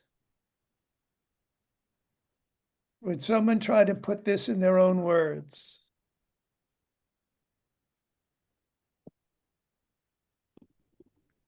Well, I think I put it in the chat. E equals MC square. Energy or Elohim equals mankind or mass. Hang on, Nikki. Do it in a way that people can understand. Please express it in the way that people can understand. E equals MC squared. That's Einstein's theory of relativity. So explain. And it's got a spiritual aspect. It's got, when I finish, you'll see that it has a spiritual aspect. Okay? Because energy can equal Elohim. Elohim means God in Hebrew. Equals mankind or mass times the velocity of light energy in a vacuum. And Yeshua emptied himself, Nikki, please stop. became a Please mere stop. mortal, Nikki, and allowed please that stop. light to shine. Nikki, okay, I'm done. Nikki, please stop. Please stop. We're talking a science of the spirit. Exactly. So we need real clarity here. But thank you for your contribution. Let's see, can anybody else put this in simple, straightforward words?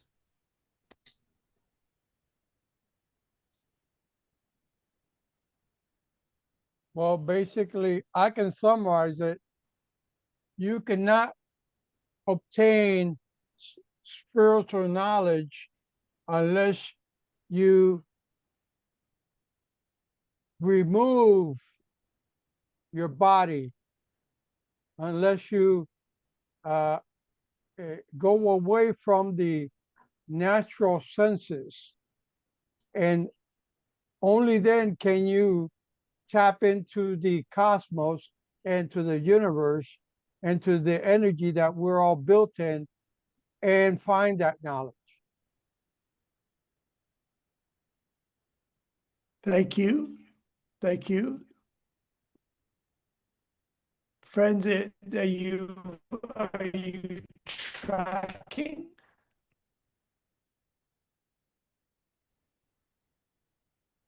So let's do one more. Who hasn't read yet? Chris, are you there? Do you want to read? Sure, let me pull the screen up. We're on 6. It says further leading thoughts issued from the Geotheanum? The Geothenum. Gertianum. It's number 6. Gertianum. Copy. So For that's the in, Anthroposophical Society. I'm sorry. yeah, so we know all that. So if you could just read 6. Gertianum is named after the German qualitative scientist and poet Goethe. And the Okay. Gertianum is the name of the building. But if you care to read just 6, Chris. Copy. When we look out on lifeless nature, we find a world full of inner relationships of law and order.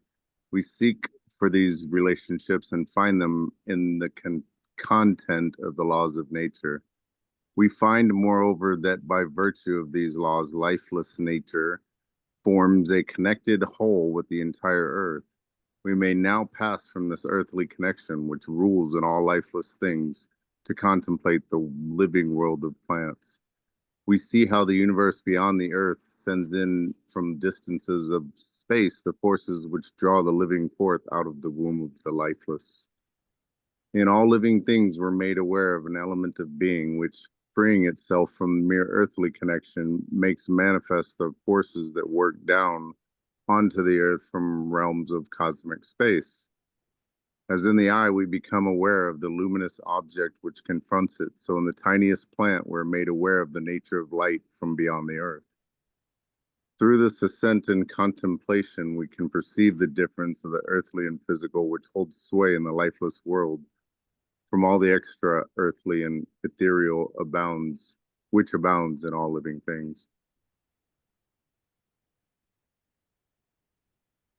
So Chris, what did you just read? What does that mean? It's similar to what I was experiencing when I was in Arizona messing with the biosphere. I feel like there's things that are not of, no matter how much you control everything in that biosphere, there's something in these plants that they were reading off world, because they would bloom, like the cherry tree will bloom no matter what you control. It will bloom when it's supposed to bloom. There's something extraterrestrial, extra earthly, I feel, that nature is aware of and helps us be aware of it. So that's what I see out of this. What would folks add to what Chris has said?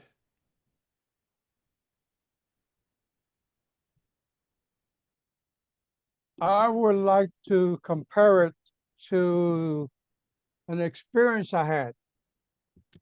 And it's basically when you go to sleep and you go into a deep sleep and you're able to transcend your body and fly. You have the power to fly. You have the power to go anywhere in the world. And in that moment, you forget that you were limited to the earthly realms. And now you have access the power of the energy of the universe in order for you to allow you to go anywhere you want, experiment the supernatural. So it says there that you ascend, and that's basically what you do. You dislocate yourself, your soul, from the body in order to reach a higher realm, a higher spirit, a higher energy. And if you can do that, your all the power is in your hand. Now, I had that for many years and I lost it. Louis, because hang on a second. I'm sorry. We really want to stay as scientists, because there's I don't mean to be degrading, but this friend Rudolf Steiner who wrote these, he had the equivalent of 2 PhDs in the sciences from the MIT of Europe, which was at the Technical University in Vienna.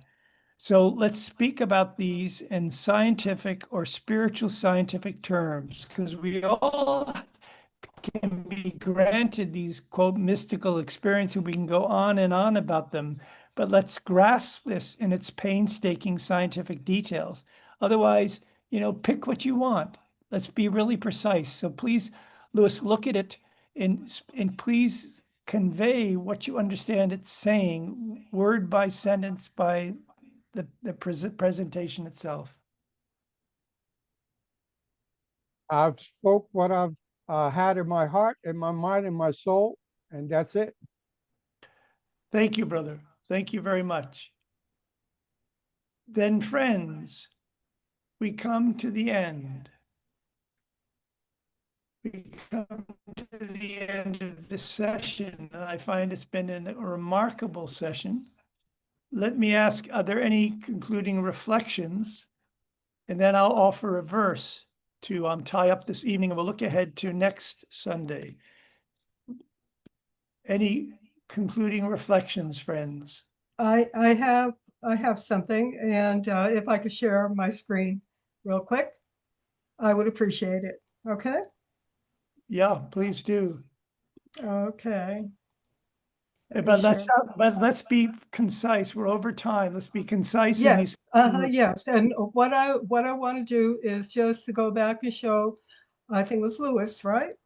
Or that I went to that first page and I went ahead and punched in the note, or how much revenue was needed and the number, and I should have changed that from parcels to whatever, the number of people. And I put the correct amount of zeros in it, and it comes out to $16.57. Who is profiting all of this money for printing the notes that would, do what is needed for that community? That's what the smaller banks were doing for the people in their communities, and until the bigger banks took over and the Federal Reserve System came in. Got it? Thank you. Thank you. You're welcome. Other comments on the evening as a whole?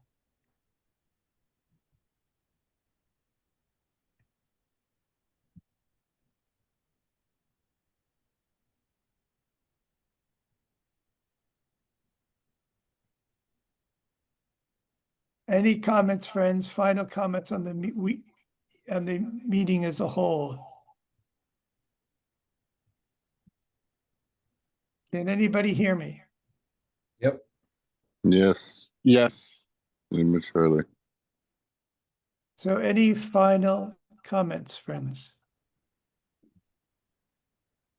All I can say is the path to finding yourself is a harsh, very troublesome one, but it's an individual experience. Thank you. I hear your words. I hear your words. Other comments, friends? Final comments? Very nice to meet all of you. And Nice to onward meet through everybody. this journey. I'm happy to be on this journey with you guys. Thank you, Chris. Unless there are any other final comments, and people can linger, but I want to close it up because we're a bit over the time. I want to give the concluding verse. Let's take a moment. Let's take a moment of silence. Think of Queen Mother's opening words.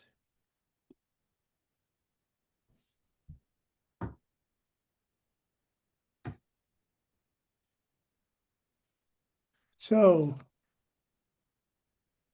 Fred Rudolf Steiner, who spoke of the Archangel Michael as the countenance of Christ, and who I would say, but what do I know, was a Christ initiate of the 20th century.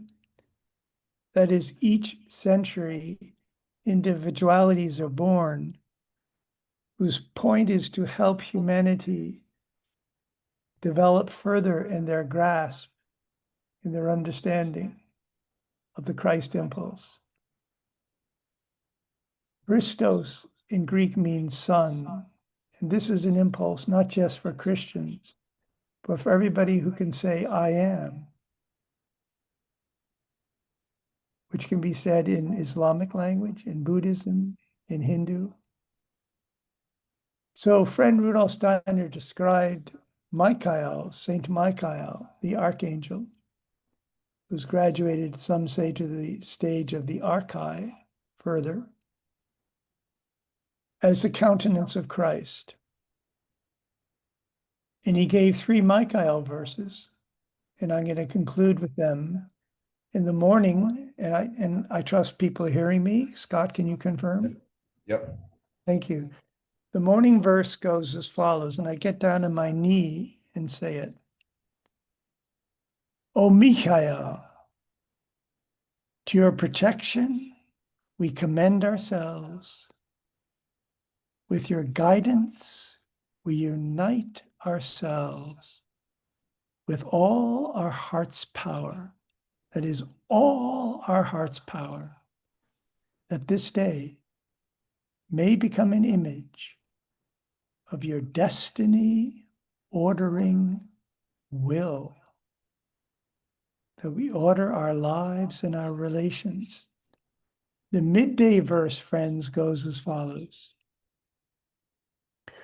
We must eradicate from the soul, clean entirely out, all fear and terror, dear godly son Chris.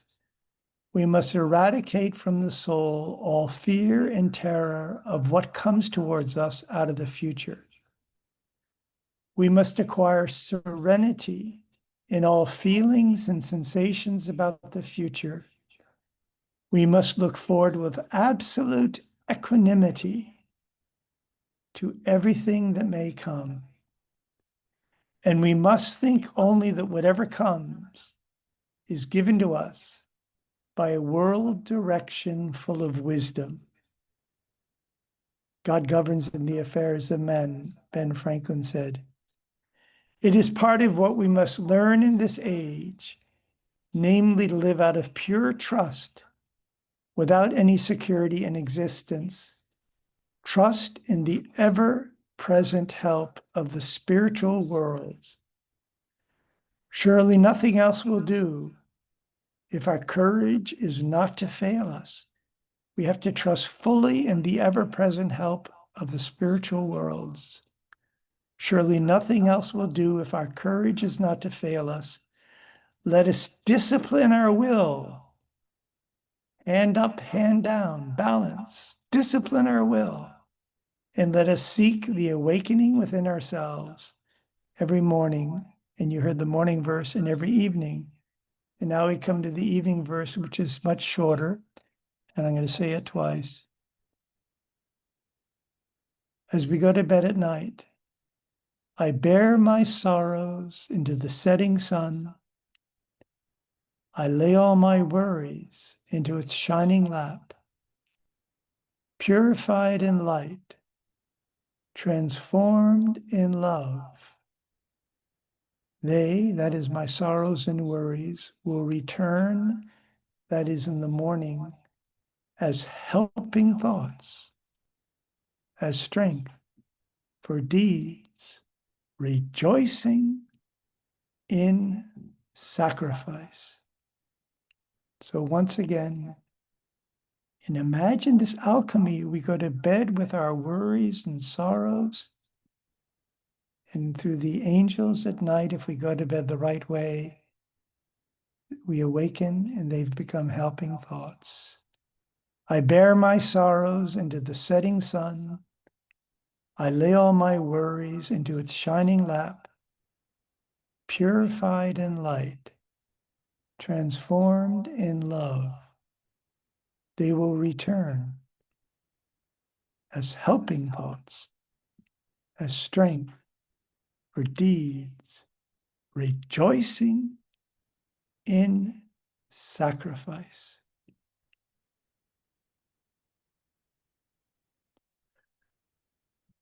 So friends, just a comment, a brief comment. And I apologize for those I've interrupted tonight. I'm wanting to keep this really in the realm of spiritual science. I don't mean to make short, Lewis, of what you're going to share or others. There's this whole realm of mysticism, what are mystical experiences, and they have their merit. But if you haven't had the same experience, what do you say? You know, every one of us could tell quite some stories. I followed Alice into Wonderland. But what do people do with that? What Rudolf Steiner says, this friend, is that we have other organs of perception that are latent, that have receded, so that we can develop our outer senses, so we can bring the kingdom, thy kingdom come, thy will be done on earth as it is in heaven. If we couldn't look really clearly and precisely without the angels getting in the way, like the child who beholds these realms, we wouldn't have been able to begin to build the kingdom on earth. We wouldn't be able to take the right measurements for bridges and roads if there are angels all over the place. So these inner organs of perception have become latent. They've receded so that we can develop the outer organs of perception without being distracted, so we could bring the heaven to earth. But we've brought it too much. We need to start our way up again, and we need to develop these organs of perception. And we do it through exercises in spiritual science. For instance, a short example. If you have two plants in front of you, one is dying and one is blossoming, and if you turn your attention, your focused attention with devotion from one to the other, and if you do it long enough, for some people it's one day, for some people it's a week, for some people it's a month, really focus with devotion, you will begin to see not just the dying plant, but you'll begin to experience spiritually, clairvoyantly, death, the forces of death. And then when you shift to the blossoming plant, you begin to experience clairvoyantly life. And then we can talk scientifically, because if everybody does it, it'll be a shared experience. It won't be a personal, mystical experience. It'll be a shared experience. Or if you really focus on a stone, really focus on it with devotion, and then turn to a plant, you begin to experience the difference. That is, there's a force, a life force in the plant. And then if you turn your attention to an animal, a cat, chicken, a goat, you begin to experience what's introduced in the animal, which is a soul or astral body, consciousness. The plant doesn't have that kind of consciousness, nor does the stone. Their consciousness is not in them, but the animal does. And you begin to experience the soul spiritually, not mystically, but spiritually. And then you can turn to the human being. So this is a path we're going down, and I'll end by saying this. Science comes from the word scientium, which means knowledge. And as the prison gates have closed, we're all born clairvoyant. We've all come from the heavenly realms. And as the prison gates close, the question is, how do we understand this world we're in? How do we behold it? And so the search for knowledge began in the physical realm, born out of a religious or spiritual view of the universe. And then gradually the search for knowledge moved on into the natural realm, the natural sciences. And then in the social realm, the social sciences. And then into the cognitive realm, the cognitive sciences, but all brain-bound and reductionistic.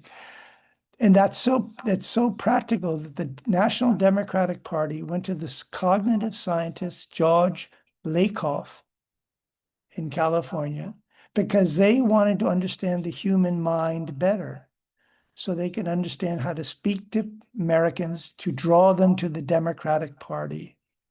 And they went to this cognitive scientist, George Lakoff, who gave them a reductionistic view of the mind.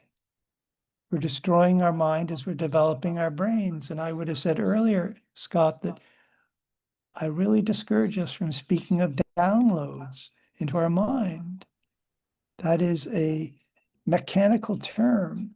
And we have to be very attentive of our language. Anyways, my point is this. If we are to have a future worth envisioning, it's going to come with insights from the spiritual sciences, because the spiritual sciences are not materialistic and reductionistic. And that comes through discipline. It doesn't become through outer manipulating artificial intelligence. It becomes from transforming ourselves through exercises, a dying plant, a blossoming plant. So we can begin to work with the hierarchies, with the spiritual worlds, because we are the 10th hierarchy. So that's what this is about, friends. Thank you for allowing me to take the time. I think this has been a wonderful evening. Those who wish to stay, we can leave the room open. And I invite you all. You know, we're in a day and age and a time when nobody has time. So there are all sorts of people that want to take part, but they don't quite make it. Even Queen Mother, this was the first time she wasn't able to. We're just going so fast that our best thoughts, our wits can't catch up to us. So Scott, check in with Jackie. Is she really interested? And so on and so forth, friends, because, you know, this can be as many or as few as possible, but it's nice. I think we have something to offer. It's nice to, you know, to broaden and widen the ranks. Yeah, Stuart, it's not that my wife isn't interested. It's just that on Sunday we have a 13-year-old, so it's not always easy to spend 2.5 hours on a Sunday night when she's got to attend to him, and they've got things going on as well. So it's not a matter of not being interested. It's sometimes you know, the schedule just doesn't allow for it. You know? Right. So in those cases, I understand fully. So if there's people who are really interested, then it's a very simple process. What Yep. time works for them? What time works for Jackie where she could be early, a few minutes early, and be there for the whole time? What time would work for her? And then when you tell us some times, then we ask Nikki and Lewis and the others, would that work for them as well? Maybe it will, maybe it won't, but these are matters that can be addressed. Yeah. And when you said to me not to use the word downloads, what's wrong with the word download? I mean, that's what it feels like to me when I That receive is, information. Scott, I'll answer that. That is a mechanical term. The inspiration comes from the mechanical realm. What you're doing is you're being inspired. Right. It's not a down, you're not a machine. Well, let me say this then. If God is the creator, God is the creator of everything, is he not? Sure.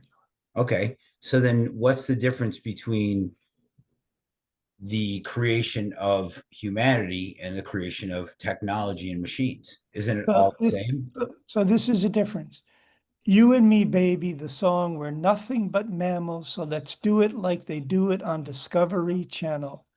When the book The Naked Ape was written, one of my colleagues wrote a book called The Dressed Angel. Our heart is not a pump. Our mind is not a computer. We don't get downloads. And I don't mean to sound dogmatic, so excuse me if I'm coming across that way. I don't mean to be. We get inspired, like Beethoven, like Shakespeare. We get inspired. Right. And if we use this language that's mechanical, and then Scott, please, I'm glad to hear from you. But if we use this language, if we're co-opted by this language, we are being inspired by, I would say, questionable inspirations, beings.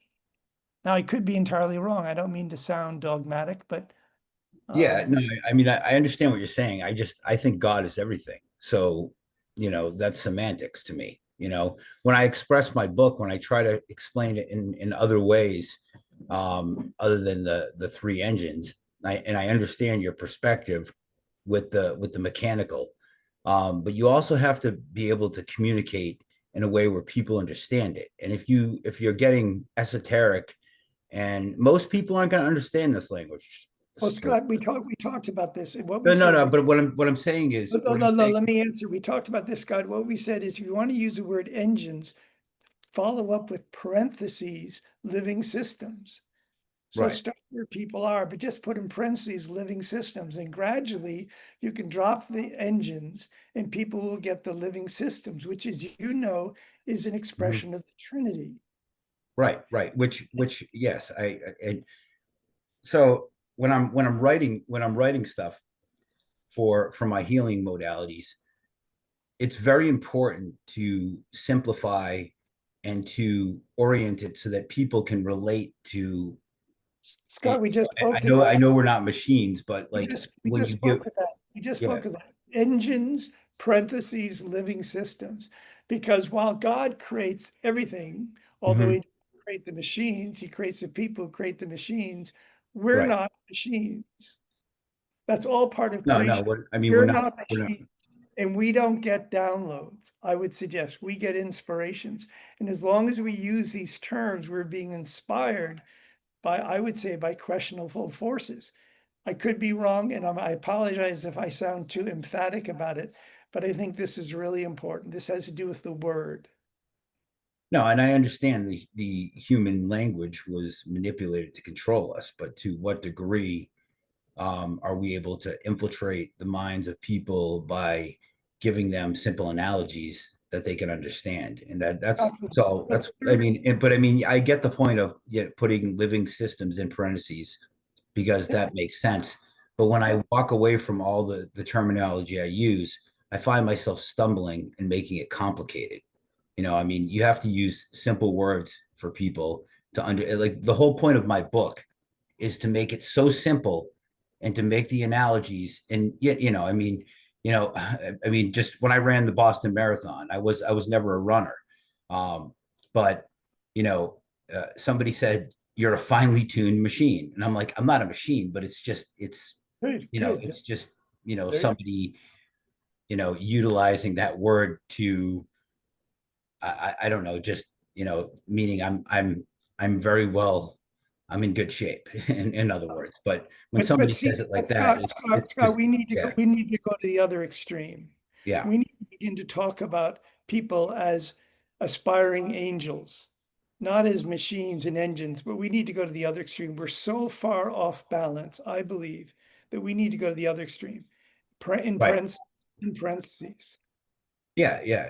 I mean, I understand where you're coming from, so I'm not trying to dismiss what you're saying. I just don't want to overcomplicate something to the masses for what I'm trying to accomplish, and I don't want to derail myself by overwhelming myself with the words that. Scott, what's complicated about parentheses living systems? No. What's There's nothing wrong with that. But I find myself stumbling when I'm, like if I use the word electric, I mean, or if I say, like when I said, we're not a battery, but we're born of voltage. We're born of a spark of light, which is energy. Which is And different from voltage. when I'm explaining to people how they have an electrical engine, a life, in parentheses, life force,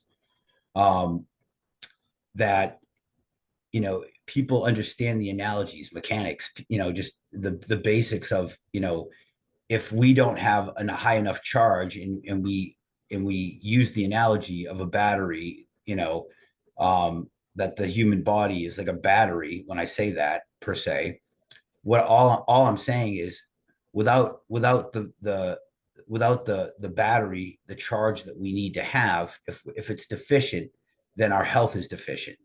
And so I've been trying to reword different things, but I find myself overcomplicating it to a certain degree, and I just don't want to lose the reader by taking out words that will enable them to understand what I'm trying to do.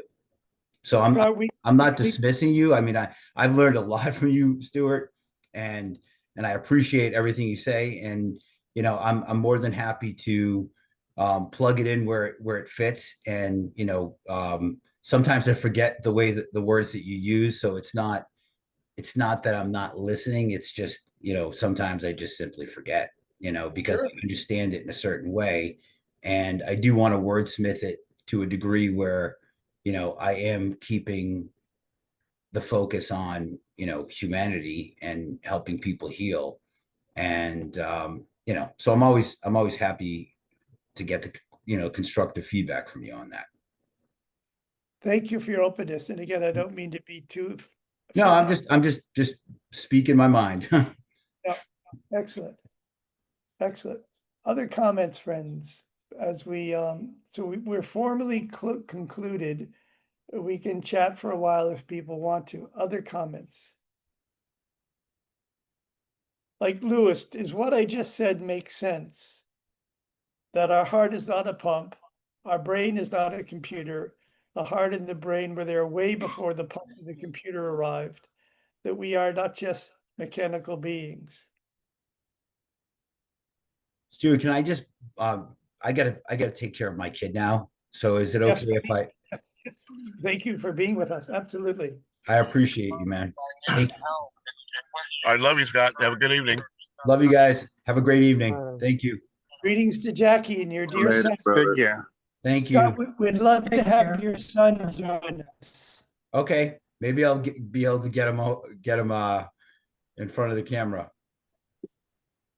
I mean that. I'm No, quite serious. no, Like, not I a high school degree.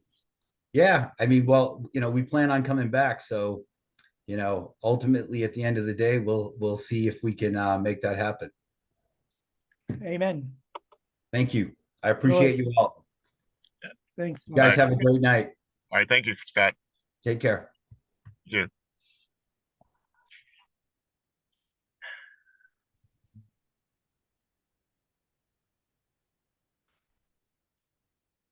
What I believe Scott was trying to say is that the area of philosophy is not for everybody. The area of philosophy goes into a lot of terms, terminology, and a lot of people are accustomed to the no fluff, no stars and stripes and fireworks, just plain language. And the problem with plain language is the language has been used to control and to manipulate. So the proper use of the words to explain what you have to say or what you have in your mind or in your soul, not everybody can compose simple sentences that are comfortable to the general public.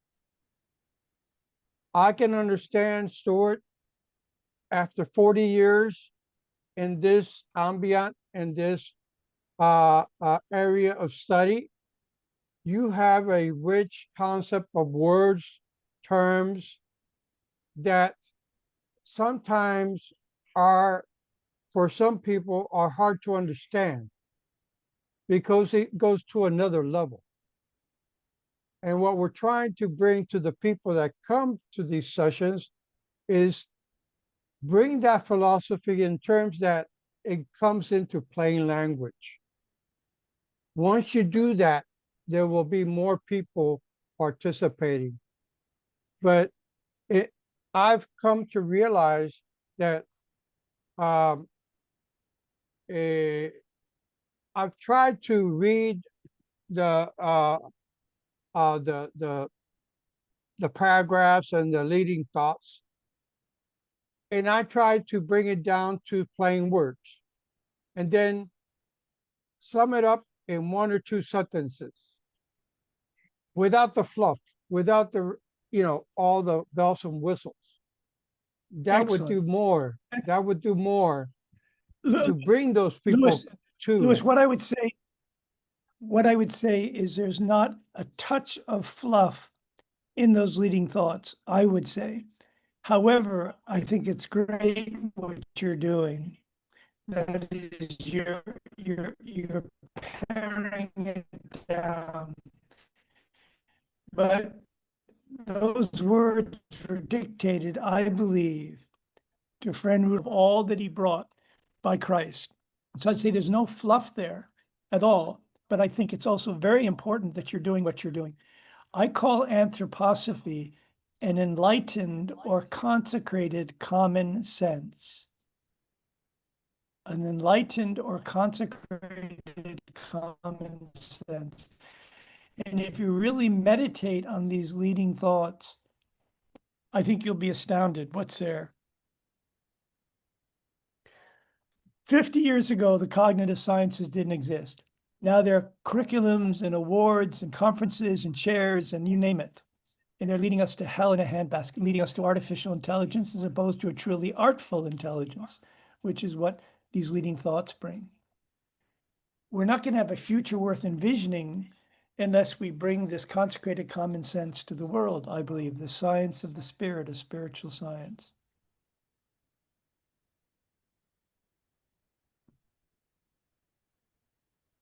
Thank you, Louis, for your understanding.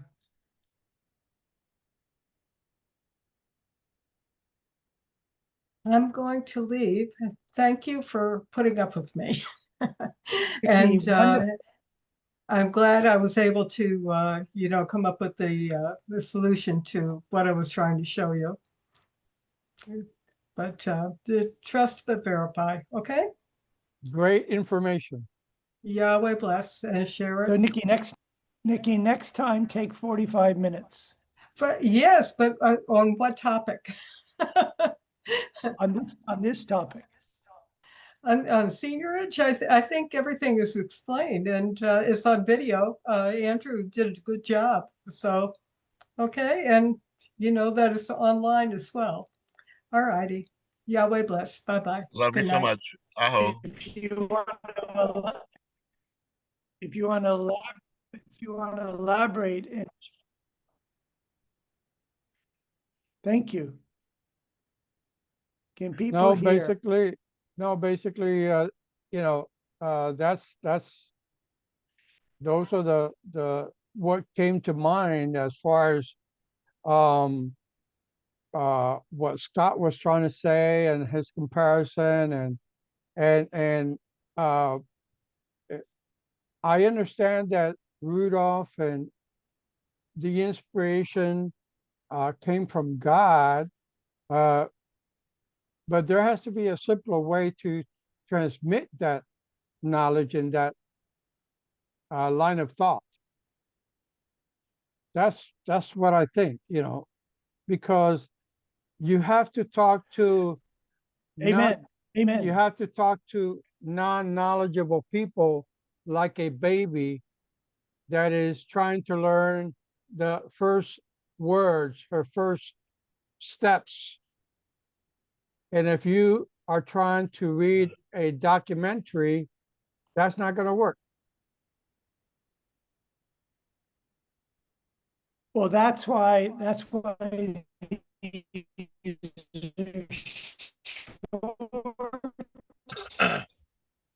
leading thoughts. You're breaking Short up. leading thoughts.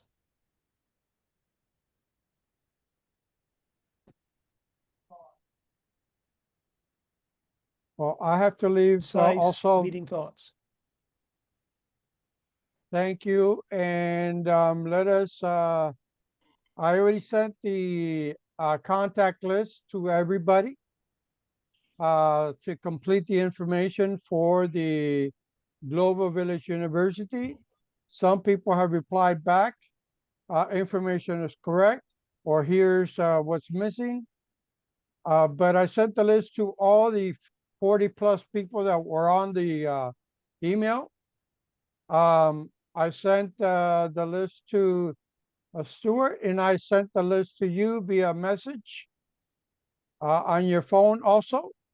So there's a lot of emails and phone numbers that have to be completed. If we can get that by next Thursday, we'd appreciate it. Thank you, Louis. Thank you. Take care, everybody. Yes. Thank you. Very nice to meet you. Gracias, Thank you. hermano. Thank you. Take care. I'm gonna get to bed too, guys. I appreciate you. Have a wonderful night. It's Thank you, great to Chris. be on this journey with you guys again. All right, Chris. Thank you much. Love you. Love you, brother. Good night. All right, Take Stuart, care. I'm going to wrap it up. Thanks, Andrew. Rest well. Till tomorrow. Yes, sir.